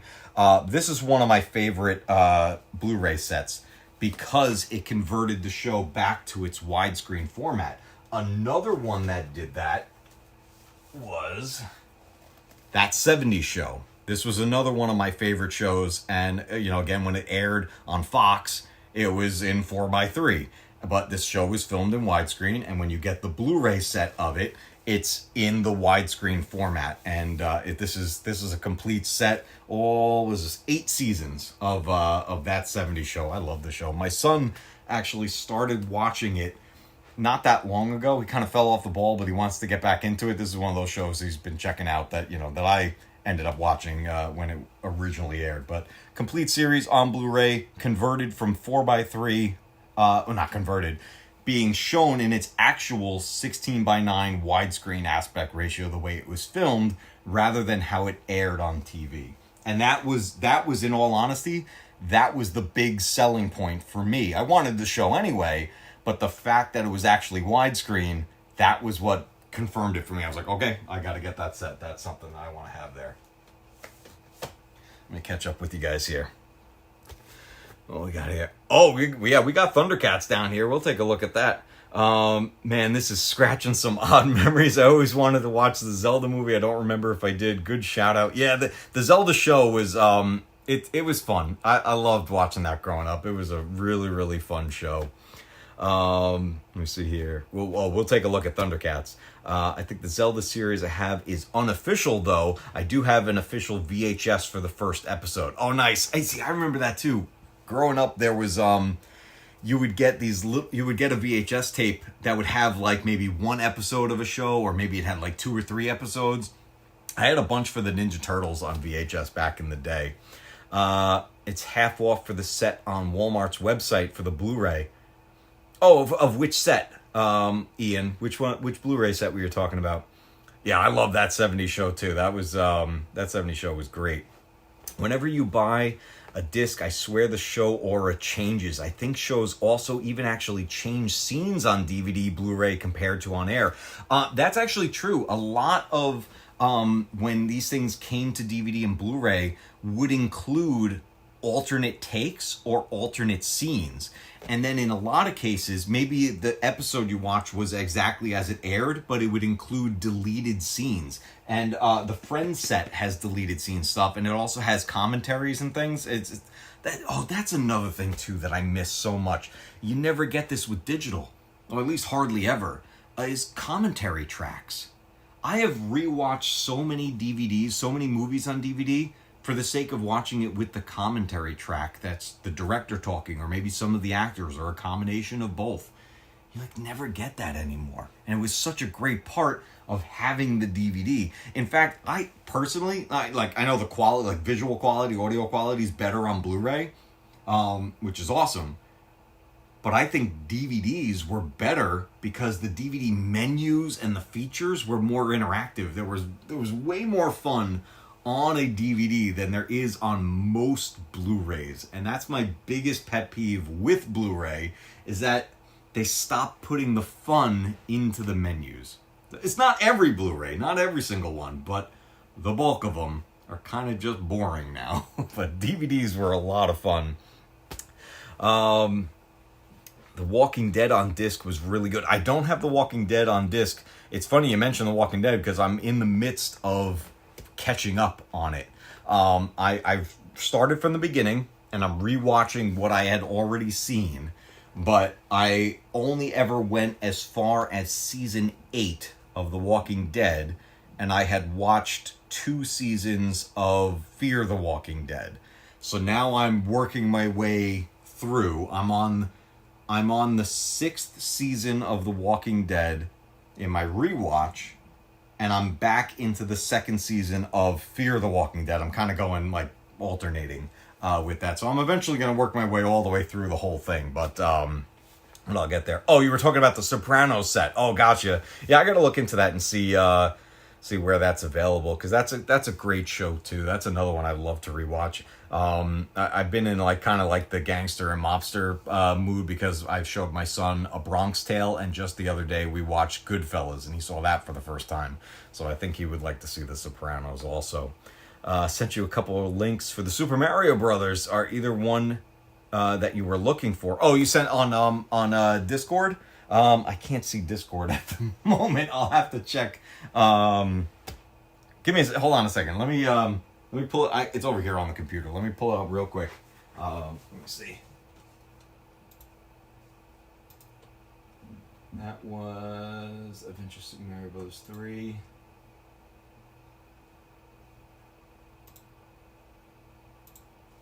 Okay. So, those links, Black Dragon, those are the Super Mario Bros. 3 Adventures, which was the follow-up animated series after the one we were talking about before. The one that went back and forth with the Zelda show was called the Super Mario Bros. Super Show. And what that show had was live action sequences and the animated episode. The live action sequence had Captain Lou Albano from the WWF. He played and voiced Mario. And I'm having a brain fart of the actor that played Luigi. He was phenomenal in it. But you would start the episode live action with Lou Albano and the guy playing Luigi, and they would have their funny little live action episodes going on, and then it would go to an animated episode and then come back to the live action for the finale. It was such a fun show. I actually do have the series digitally on Fandango at home, so that I got that a long time ago so my kids could watch it. And but I've been looking around from time to time. I was looking around to see if I could find like a DVD set. I don't think those ever went to Blu-ray, nor do I think they ever will. But I've looked around for them. But the links you show that you sent over there, that's the sequel series that came out after with the Super Mario Bros. 3 like adventures and everything, which it steered away from the live action format and stuck with just the animation and everything. But it brought in a bunch of other characters and stuff from some of the later games, like in Super Mario World, and then obviously Super Mario Bros. 3 and stuff. That was also a really cool show, but the one I have the most nostalgia for is the Super Mario Bros. Super Show. That was the big one for me growing up. I love that series so much. Some menus have games. Oh yeah, there were so many interactive things on DVD menus. It was phenomenal. Let me scroll back up so I could catch all the chats here. Even the special features we get these days are mere shadow of what we used to get. The bonus features have been lacking on Blu-ray releases. Actually, you know what I will say? Most recently, with 4K releases, we have been getting back to bonus features. I've been seeing a lot more bonus features on newer releases lately than we have had in recent past. So I think we're starting to get back into that of having the deleted scenes, the gag reel, the behind the scenes documentaries, all that stuff, the commentary tracks.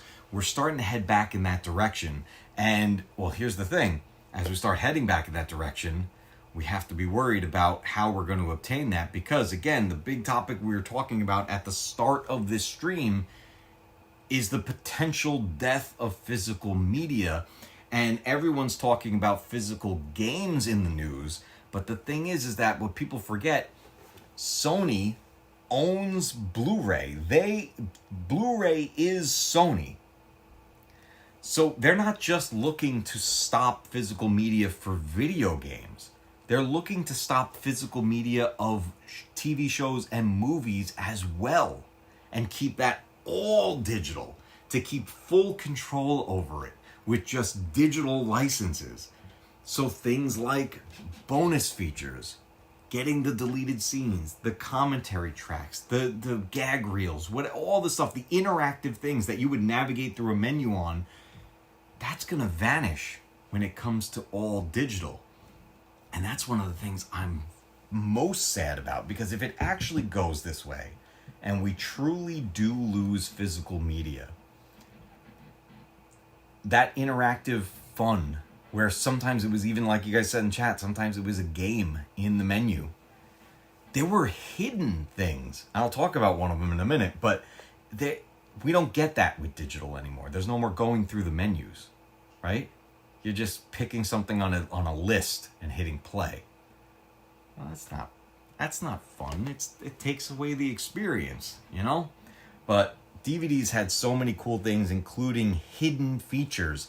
If you guys remember the releases of the Lord of the Rings movies on DVD, these things, massive DVD sets, especially when you got the extended editions of the movies, the bonus discs just kept going.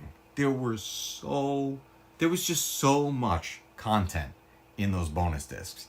And along with that, there were hidden features that you either found out from someone that it existed, or you stumbled upon it as you were navigating the menu in those DVD releases of the Lord of the Rings. And if you guys have those on DVD and you don't know about this, you're going to want to go pop that disc into your DVD player, because you would get to a certain point on the menu and you think you're at the last choice on the menu, and then you move up again, or maybe to the left or to the right. I forget the directions where these were, right? Off the menu. And all of a sudden, the One Ring would appear as a thing to select. It wasn't there before, but because you navigated further than you thought you could go, the One Ring would appear, and you would select it, and it would be additional bonus content you didn't even know were there. And I believe it was on the Return of the King set, one of the funniest bonus features I've ever seen in my life. You go and you navigate, you find the One Ring hidden in the menu, you click it, and you are presented with a prank that Dominic Monaghan, who plays Merry, he plays on Elijah Wood, who played Frodo in the films.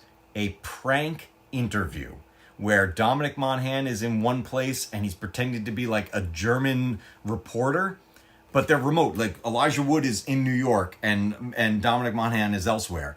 And he puts on this whole voice and just completely messes with Elijah Wood in one of the funniest interviews I've ever seen in my life. And it was a hidden bonus feature on the disc. It's not even listed in the contents. You have to just find it. You can find this on YouTube now at this point, but it's, oh my God. If you guys have the DVD set of Lord of the Rings and you never saw this bonus feature, go find it. It's very much worth it. Let me catch back up with you guys. Oh man, I fell far behind. Hold on one second. Ian says, have to head out, man. I subbed to the channel. Love the collection. Physical media forever. Thank you so much, Ian. I greatly appreciate it. Thank you so much for coming by. That's awesome. I'm glad you were able to spend some time with us here. And I hope you have more fun times with us in the future as well. And thank you so much for subscribing. That is greatly appreciated. I vaguely remember that one. Yeah, it was stuff like that on DVDs. It was just so much fun having that. It's time to do the Mario. I want to watch that show again. I love that show. Ernie Hudson showing up on the live action segments was easily my favorite episode. They had so many guest stars on the Super Mario Brothers Super Show. They had, what's her name, that played Winnie Cooper from the Wonder Years. She was on an early episode. They had, what was her name on Baywatch? Nicole Eggert, she was on there. Freaking Sergeant Slaughter showed up on there. There were so many guest stars on that show. It was great. The live action portion of that show was so much fun. Let me catch up back with you guys here. MP4C, welcome to the chat. I just bought Obsession digitally. All those things you mentioned were there. Director commentary track, making of. Oh, they were actually available on the digital copy. See, they're not gone completely from digital. There are some digital movies you can get, like on Fandango at Home, for example. There'll be bonus features. Not all of them, but there are still some that will come with it. I'm glad that came with it. I've heard a lot of good things about that movie, about Obsession. I have never watched a trailer for it, but I just keep hearing people saying it's like a great thriller and to check it out. And I love thrillers and horror movies and stuff, so I do want to check that out eventually. But I'm very happy to hear that there were bonus features provided with the digital copy, because that's a rare thing, unfortunately, to get that on the digital stuff. We watched Obsession together at work. It was neat. We all stayed for it. Shame my coworker rented it for $20 and it's going to be gone soon. Rented it for $20. Oh my God. Whew. That's rough. $20. $20 should get you $20. Oh my God, my heart hurts. $20 should get you a 4K re-release of a movie. Here's 2001 Space Odyssey. I haven't opened this one yet. I haven't watched it on 4K yet, but that's minimum a 4K disc. If anything. Wow. Hold on, get that back in the shelf here. That should, $20 should get you the Blu-ray, the 4K Blu-ray, and the digital copy in a bundle. But to rent it, I'm curious, how long was the rental for? For $20, how long do you get to watch it? I've never rented a movie like that. And I don't think I ever will, especially if it's $20. My God, I would go out to a rental place. You know, you rent a movie for $5, sometimes less. And you can keep it for a week. But I'm very curious how long that rental lasted. That's insane. Got my Half-Life 2 DVD next to me right now. Gosh, those were the times with the old Steam design. Oh my God, yeah. I forgot, man, that came out on a DVD disc. That's awesome. I don't want to see the Aussie pricing. Dude, you've talked about Aussie pricing of stuff. I can't believe how much more expensive things are like that. That's wild. That's insane. Bring back Blockbuster. I loved Blockbuster. I mostly loved mom and pop rental shops. But I'll tell you, working at Blockbuster was one of my all-time favorite jobs that I ever had.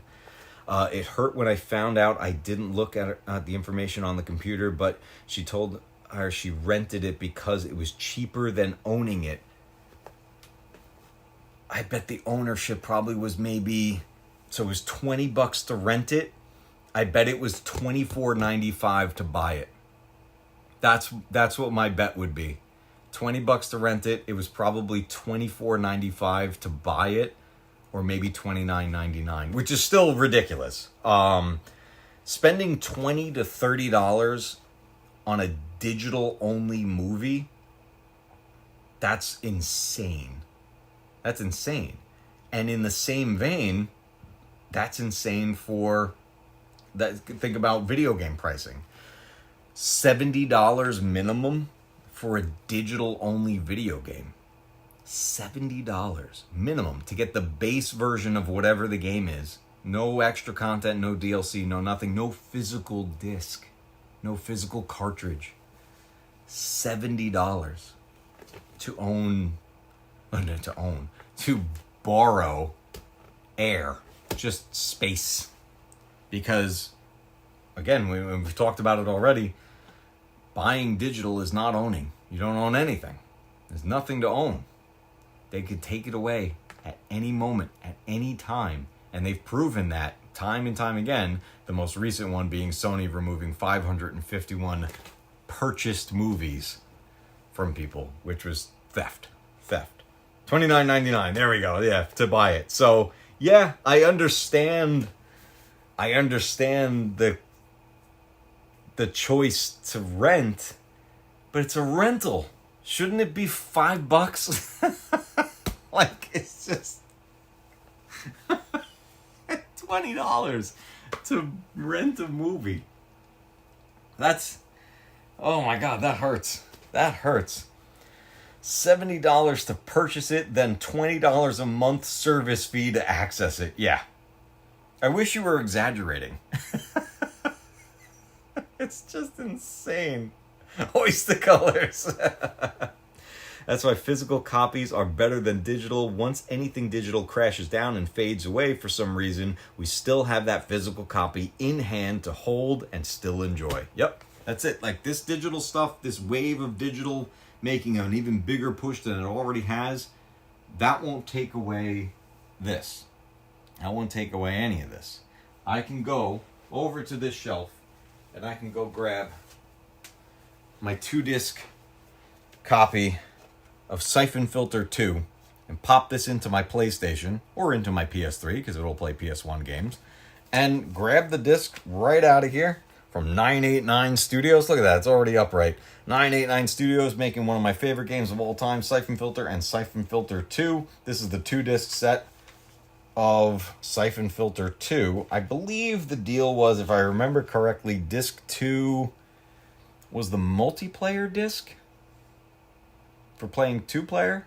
I don't remember, or if I don't remember if I had to change discs to continue the story. But great game, great set of games and everything. But love this. But hey, they can't take this away from me. It was right, and I take care of it and everything. The discs are nice. The discs are really, really nice.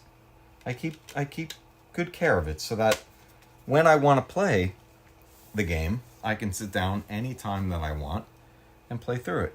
And then when I'm done, I bring it back to the shelf. And it is right there where I left it for the next time that I want to play it.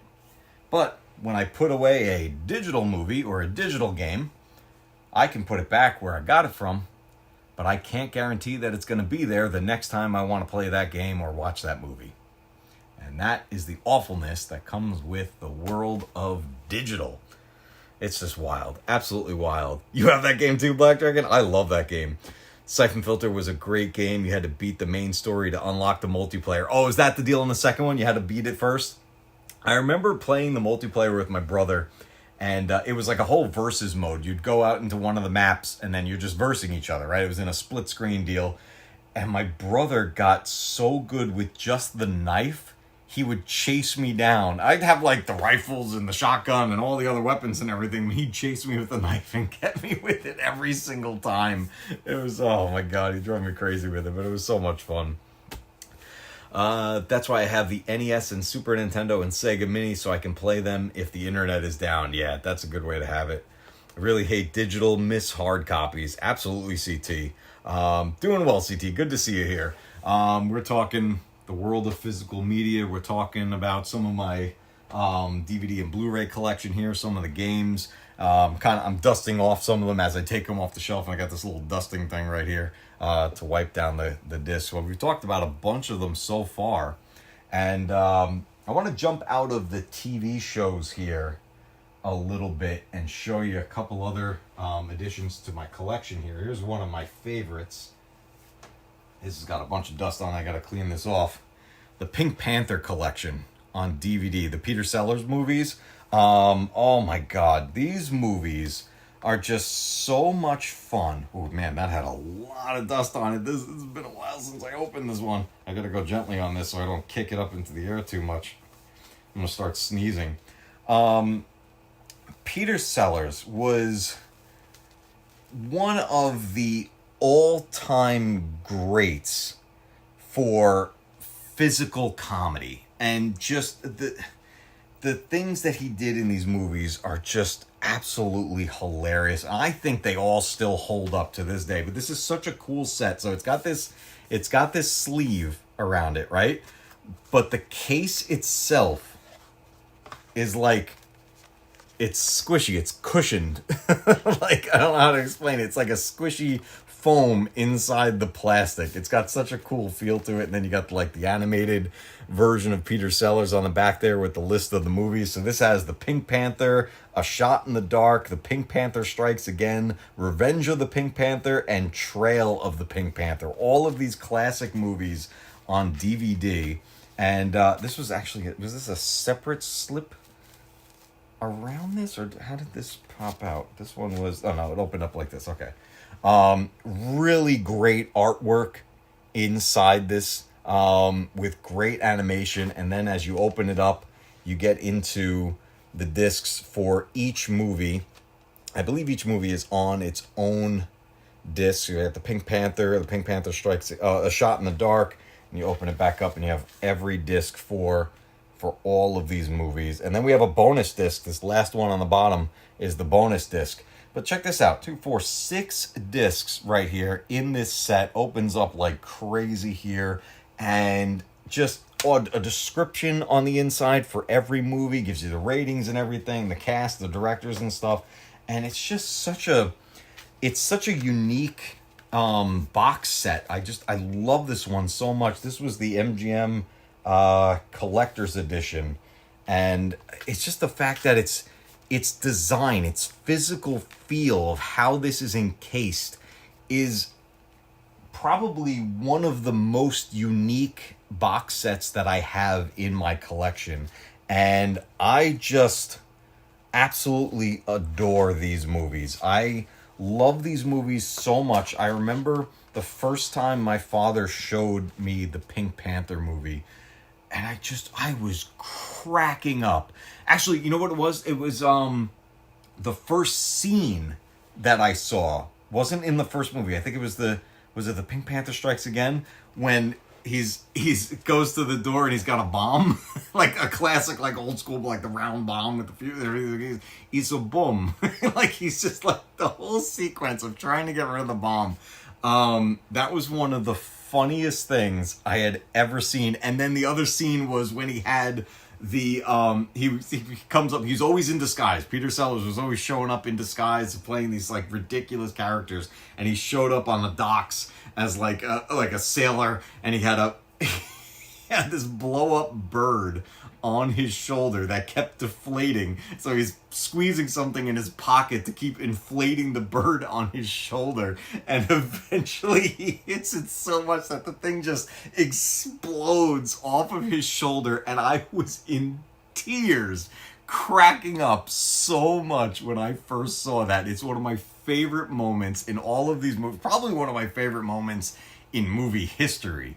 But guys, anyone here who has never watched the Pink Panther movies with Peter Sellers, get your hands on them and watch these movies. The physical comedy is just, it's top tier, some of the best of all time. But this is one of my favorite items in my physical media collection, just because of the design of this case as well. And it's also really good copies of the movies. They look fantastic on DVD. Like, I don't even need a Blu-ray upgrade for these. They look phenomenal, they sound phenomenal, and it's just absolutely fantastic. But I wanted to show you guys this one because it's just so cool. Very, very cool, that one. Let me catch up here. We got a member chat. Let's go. Black Dragon, 33 months, dude. Have you seen the old Disney classic Gus 1976? Laugh your butt off without vulgarity. Gus 1976. That's not one of the ones with why am I'm having a brain fart. That sounds familiar. Gus 1976. Who is in that? Do I have that? I don't have that, do I? Hold on. Let me check here real quick. I gotta verify. What do we got here?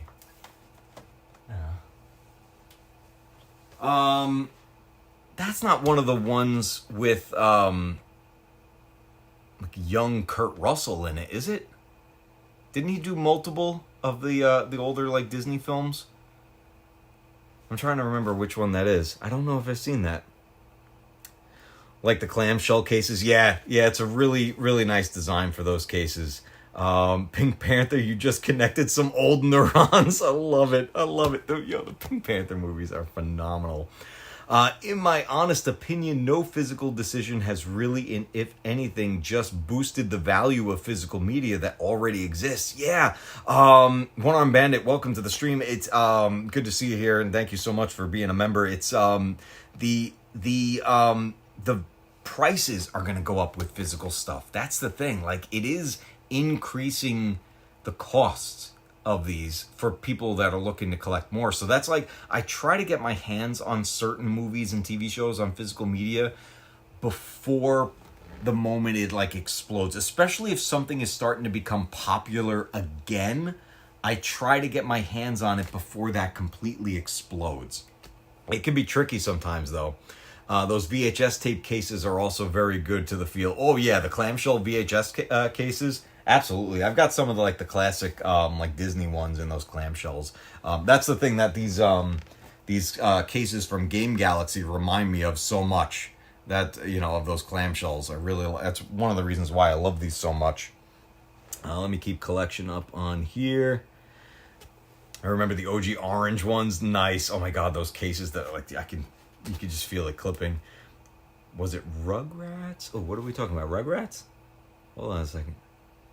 Were the Nickelodeon VHSs were in those orange cases? I think you're right. About that. Pink Panther, if I saw it, would have been a long time ago. Yeah, these are old movies, the Pink Panther movies. But if you haven't watched them in a long time or haven't watched them before, I highly recommend the Pink Panther movies. It's so good. They're so good. I don't have any Mr. Bean DVDs. I think there's a set out there. Might have been released by BBC. But I don't have it. I don't have any of the Mr. Bean of the show, and I don't have any of the because wasn't there one or two Mr. Bean movies that were like more recent than not? But I don't have any of those. I loved watching Mr. Bean. Mr. Bean was awesome. Gus 1976 is about a field goal kicking mule. I have not seen that one. Okay, I gotta look that up. That sounds awesome. Penguin Books did me dirty. Sent a pic on Discord. Okay, I gotta check that out when I take a look at that. Gus 1976 had Ed Asner, Don Knotts, Tim Conway in there, Tom Bosley, and Dick Van Patten was. Oh man, what a cast! All right, I gotta find that movie. That sounds awesome.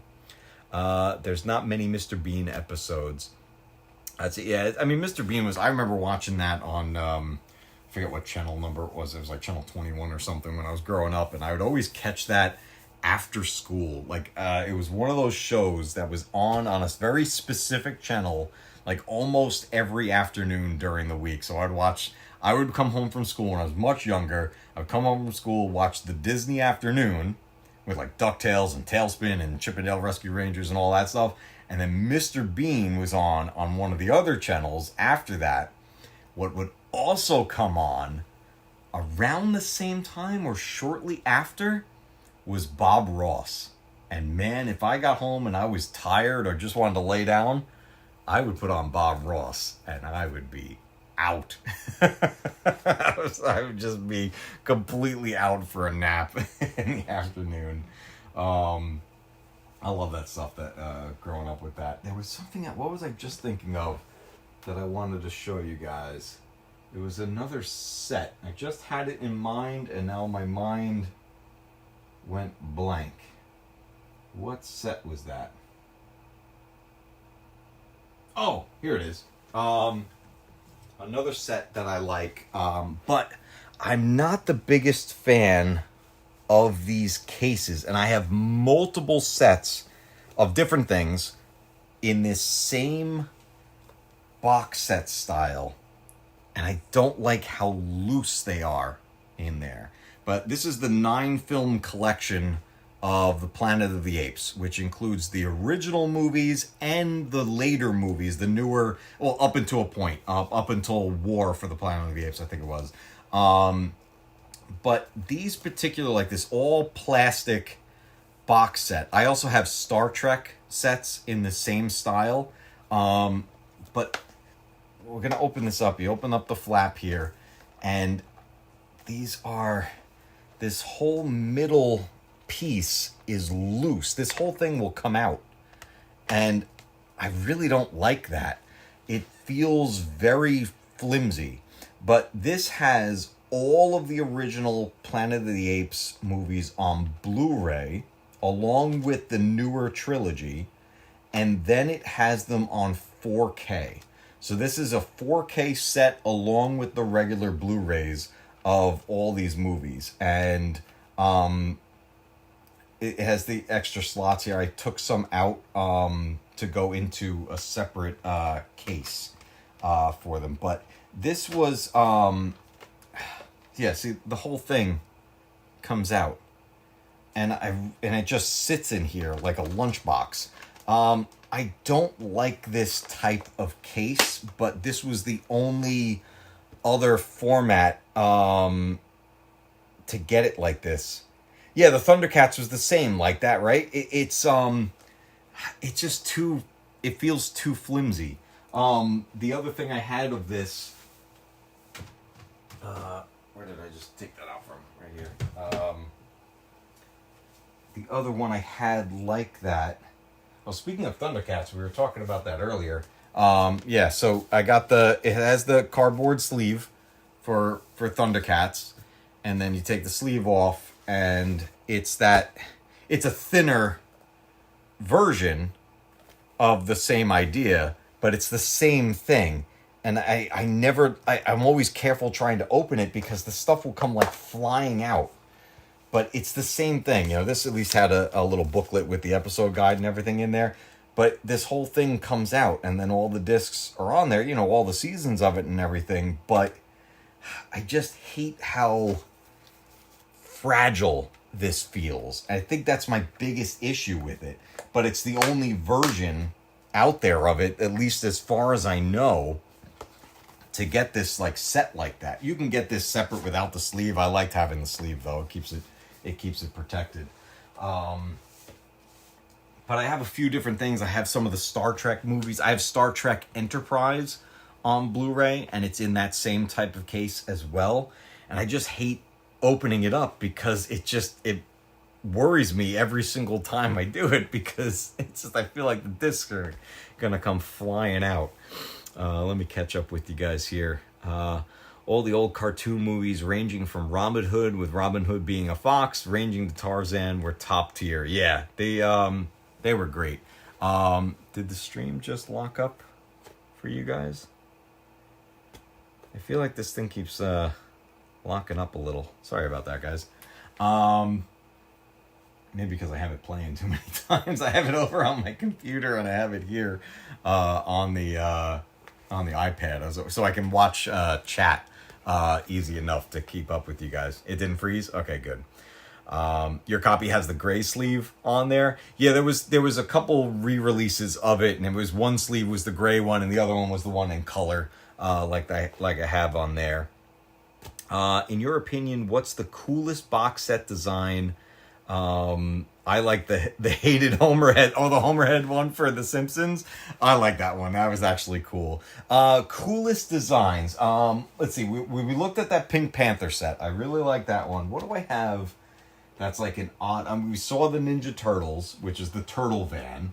That has a unique design. Let me see. What do I have? Oh, I got. Where did I put that? Hold on one sec. Where did I place that? Where did I put it? Why am I missing it? I see it. One moment.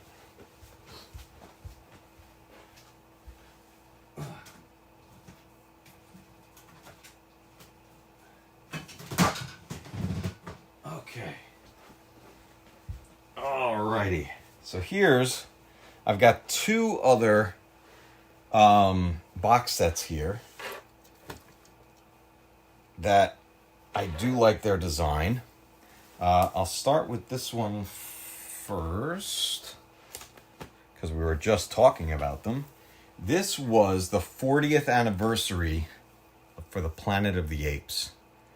And I really like the box design for this because it's got the ship here on this outer portion here, and then you got the great shot of Cornelius on the front there, and then you have this profile shot of the multiple apes there and everything from this one. And then in here, this is the part I don't like about this.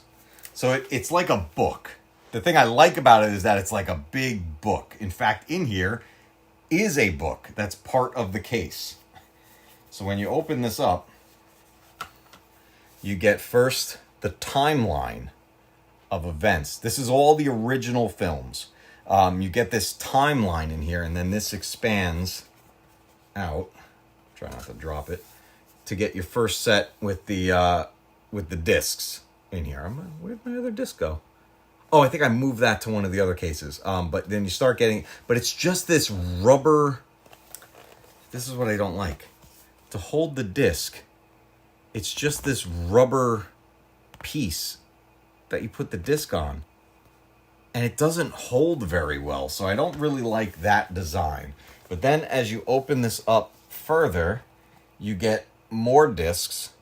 And then in the middle, and this is where it makes it kind of tricky, you can kind of fold this back. And this is an entire making of, behind the scenes book. Like a massive book of behind the scenes and cover and artwork and all this information about making of these movies. And that was one of the things I really loved about this set.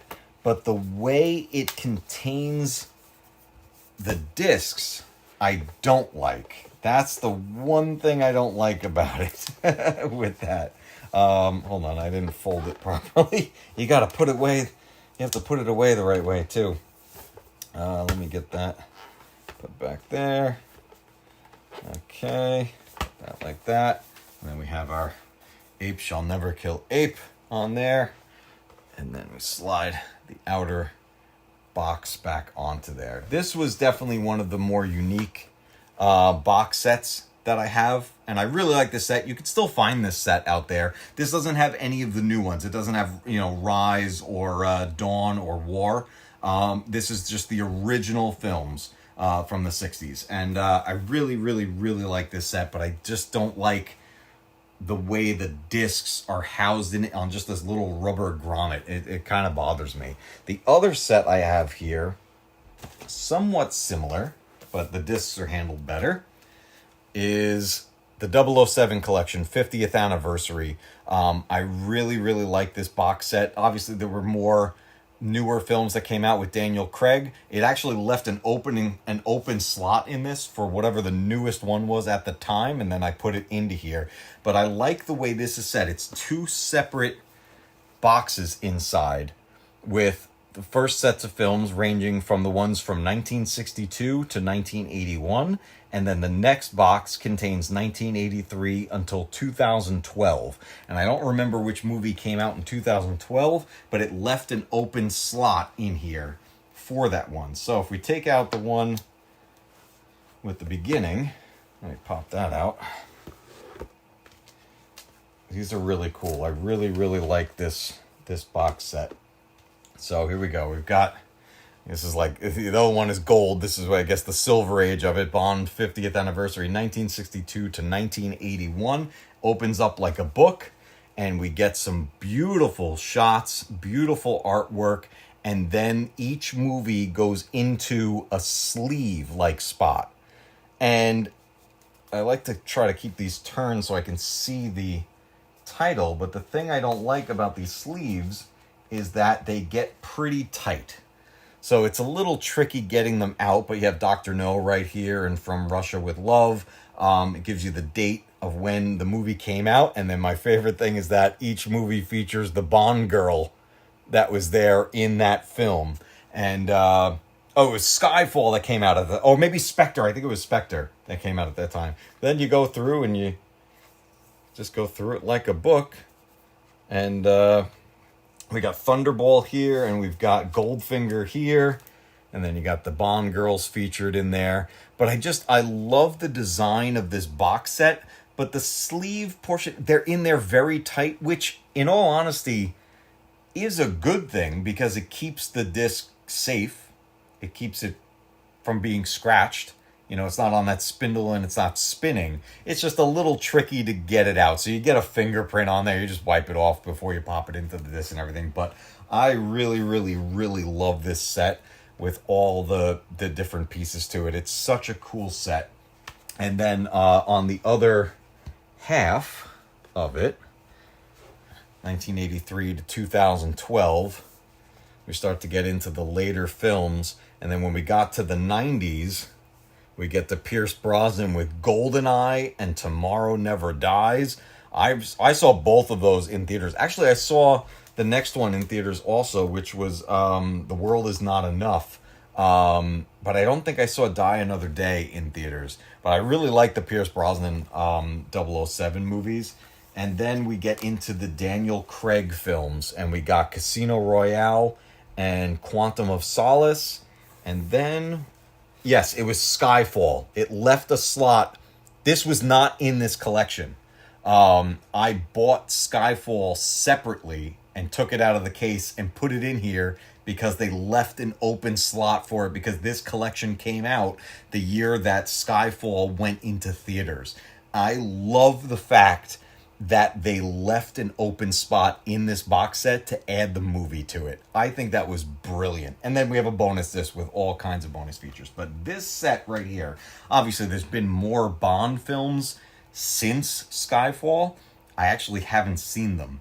But 50 years worth of 007 movies in an awesome box set.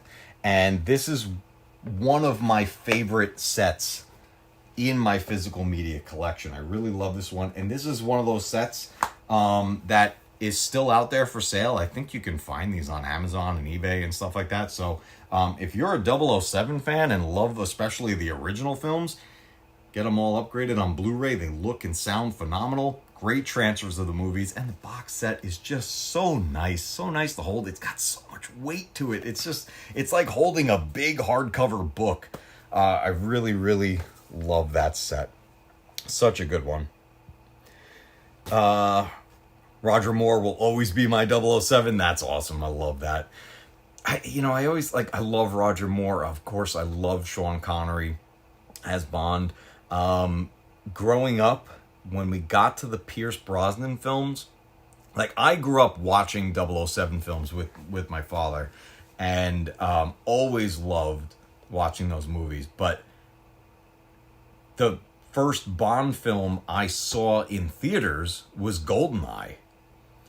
And that just blew me away. So I think Pierce Brosnan is my James Bond because having the theater experience for something like that, I think that adds to the experience, and I think that really builds an even bigger nostalgic feeling to go with it. Like, it's one thing watching a Bond film, or really any film, on TV, but when you see it in the theater for the first time, you make a stronger connection to it because it's like an event. You're there. It's not just you watching it. You're there with an audience and people are reacting to it and you're all experiencing this thing together. And I think it imprints on you differently. So when I saw GoldenEye, as much as I just absolutely adore the original Bond films, or I should say all the Bond films leading up to that point, I think, what was that, 1995, I think GoldenEye came out? Up until that point, I fell in love again with the Bond franchise with that movie. So I think for me, if somebody would say, who's your James Bond? I think Pierce Brosnan is my James Bond. simply because of having that experience. And then we got the sequels. We got to see that, Tomorrow Never Dies and The World Is Not Enough and all that and everything. So it was cool seeing those. But I love those movies. It's great. Yo, what's up, Steve? Let's go. GoldenEye and Tomorrow Never Dies were my intro to Bond, will forever be my faves. That's awesome. Those two movies were the introduction to that franchise for a lot of people. Bringing that franchise back, because it was before that, before the 1995 GoldenEye film. Actually, I can look right now. The last one before that was what, 1986? Let's see. What was that last one before it? Right before GoldenEye. Oh no, it was 89. I'm sorry. 89 was License to Kill. And The Living Daylights was 1987. Okay. So yeah, that went a little further. There was less of a gap than I thought, but still 6 years in between those films. And these films were coming out pretty frequent up until that point. But that 6-year gap was enough for a new generation to have not gotten into the franchise until then. So, it's pretty amazing that how those came about. 2 Star Wars nerds, what's going on? It says top 3 Bonds for me are Connery, Brosnan, and Moore. I love the Bond franchise so much. It's so good. I love the James Bond movies. They are fantastic. Black Dragon says, yeah, but I'm a bit older than you. Moore was my was my into the James Bond. Yeah, your intro to James Bond. Yeah, absolutely. Oh, look, Roger Moore was fantastic as Bond. Those movies are so good. I gotta get. My son hasn't watched the Bond movies yet. He has played GoldenEye on the N64, so he's familiar with that version of James Bond, at least in the sense of like video game type stuff and everything. But I got to get him started, like, literally from the beginning. With all these things that I'm getting him into, I have him start at the beginning. And so that he can work his way through the evolution of whatever franchise it is that he's being introduced to for the first time. So with James Bond, I want him to start with Connery. I want him to start at the beginning. And I'm also going to let him know where James Bond truly started. I mean, he was in the articles of a certain magazine publication, and that's where James Bond really started, and then we got the movies. And but it's so fun to revisit these franchises, especially if you're getting to show them to either to your kids or to a friend or whoever's going to see it for the very first time, and you get to be a part of that. That's a pretty special thing, and I love that so much. GoldenEye is surprisingly still popular in the speedrunning community. Oh yeah, that game is never gonna die. That GoldenEye is gonna last forever. That's one of those forever video games. It's incredible. On Her Majesty's Secret Service is severely underrated in my opinion. Lazenby was great. Which one was that? What year was that? I'm trying to remember exactly what happened in that movie. The Spy Who Loved Me, Barbara Bach. Yeah, I see. That's the other thing. Like I was saying before, going through the lineup in that box set, having each one represented by the Bond girl that was on there, because that was a huge thing. Each movie, there was a new Bond girl, and at the beginning it wasn't like they weren't called the Bond girl. Not yet. It took a few films, and then it just became the regular thing, and then.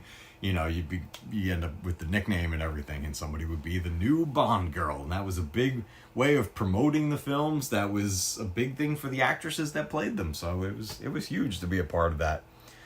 My favorite is The Spy Who Loved Me. There you go. Man, I gotta rewatch the Bond movies. It's been a while. It's been quite a while since I've watched the James Bond movie, and then of course, when I go to rewatch them, it's going to be on that Blu-ray set that I have there. But yeah, man, we've been going for a little while. Just saw the poll, and I can confidently say that Matcave will single-handedly save Made in Physical Media. Where did the poll land? Let me see where we landed at. How do I see the poll? Can I see it on the iPad? No, it won't show me. Did the poll close? Maybe it closed. You could forget the spy who shagged me. The freaking Austin Powers movies, those are funny. I don't know how to see the poll on the iPad. Unless it closed. Oh, I just closed the chat. I don't know how to get that back. I may have to reload the stream on here. There we go. Okay. Oh, maybe the poll closed. Who won it? Who won the poll? Oh, man. Now I want some orange sherbet. Yeah, we're unlocking memories here with this stream, going back to all these different franchises that we love. But I don't know, I just, with everything that's going on right now in the world of physical media for both games and movies, it's really just physical media all together. I wanted to just kind of, one, go over my thoughts about the whole thing, and two, reminisce about some of the stuff that I have here in the collection, and this is just part of it that's here. I have stuff on other shelves and everything in the cave, and I'd love just kind of going through, a bunch of this stuff from time to time. 85% say yes, it will survive. 85%. See, that's good. That's a good percentage right there for that. I hope it survives. I hope that Sony gets the message that is very actively getting pushed across to them, and hopefully they accept it. And again, not just Sony. I can't make that clear enough. It's not just Sony. It's all these companies that produce anything with media. They're all steering away from physical because they want full control over it. And, that's the thing. If it's digital, you own nothing. Just because it says you purchase something, it doesn't mean you own it. And these companies seem to be more than happy to tell you you will own nothing and like it, but we don't have to like it.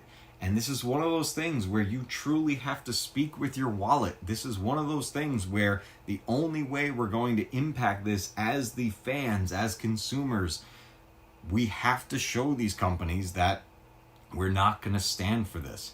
The best choice all of these companies can make is always have the option. Digital or physical or both. Like, have both in combo packs and charge a little extra for it. Charge less for the digital, more for the physical, because the physical is tangible and something to actually manufacture. And consumers will accept that because it makes perfect sense. If it's digital, make it cheaper and more affordable, because there it is. It's the convenience, it's digital. And there's nothing to manufacture. It's just a streaming thing. And then on top of that, you're paying for whatever the streaming thing is to access it anyway. So the money's going to be there. And then for those that want the physical version, have that there as the option. And like I talked about earlier in the stream, the people who choose to buy physical are more than likely going to also purchase the digital, so you win twice as the company that put out the media. It's just crazy that the world we're in right now. Collectors will have the most impact. Normies will continue to purchase because they don't care. That's the big thing. But the good thing about this right now is that this topic has made it into mainstream news outlets that normies are watching. So the word is getting out there a little more than it usually does with things like this.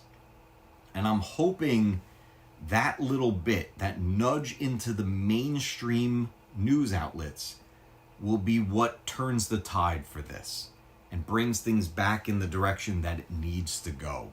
I hope. That's my hope for it. And that's all I can really do at this point, is just hope that things turn out the way we want it to turn out. Because if we go all digital, man, obviously the physical media is still going to exist out there that already exists, but getting your hands on it, that's going to be the tricky part, because costs are going to go up.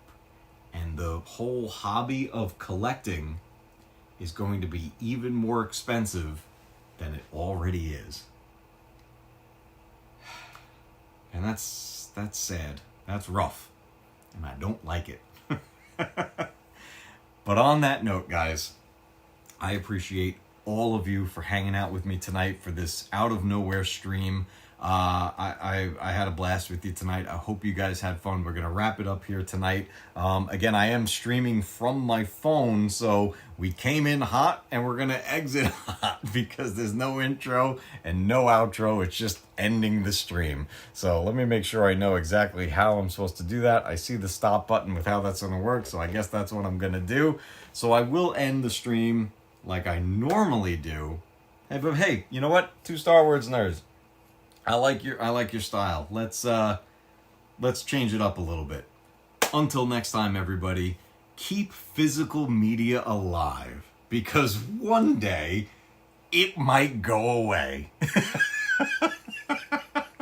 Guys, thank you so much for being here. Thank you all to all the new subscribers, all of our members. Thank you all for all of the super chats and all of the support you give to the channel. It is so appreciated. You have no idea. If you haven't yet, before we end the stream, be sure to hit that like button. It helps so much and it helps keep this channel alive. I appreciate all of you guys. We are back tomorrow for Members Monday, where we are going to be doing another two-part stream. We're going to unbox our video games monthly, and we're going to continue our adventure through Pragmata. So I hope to see you guys there for Members Monday. I will catch you next time. Let's see if I can actually end the stream properly here, guys. Have a good one. Have a great night.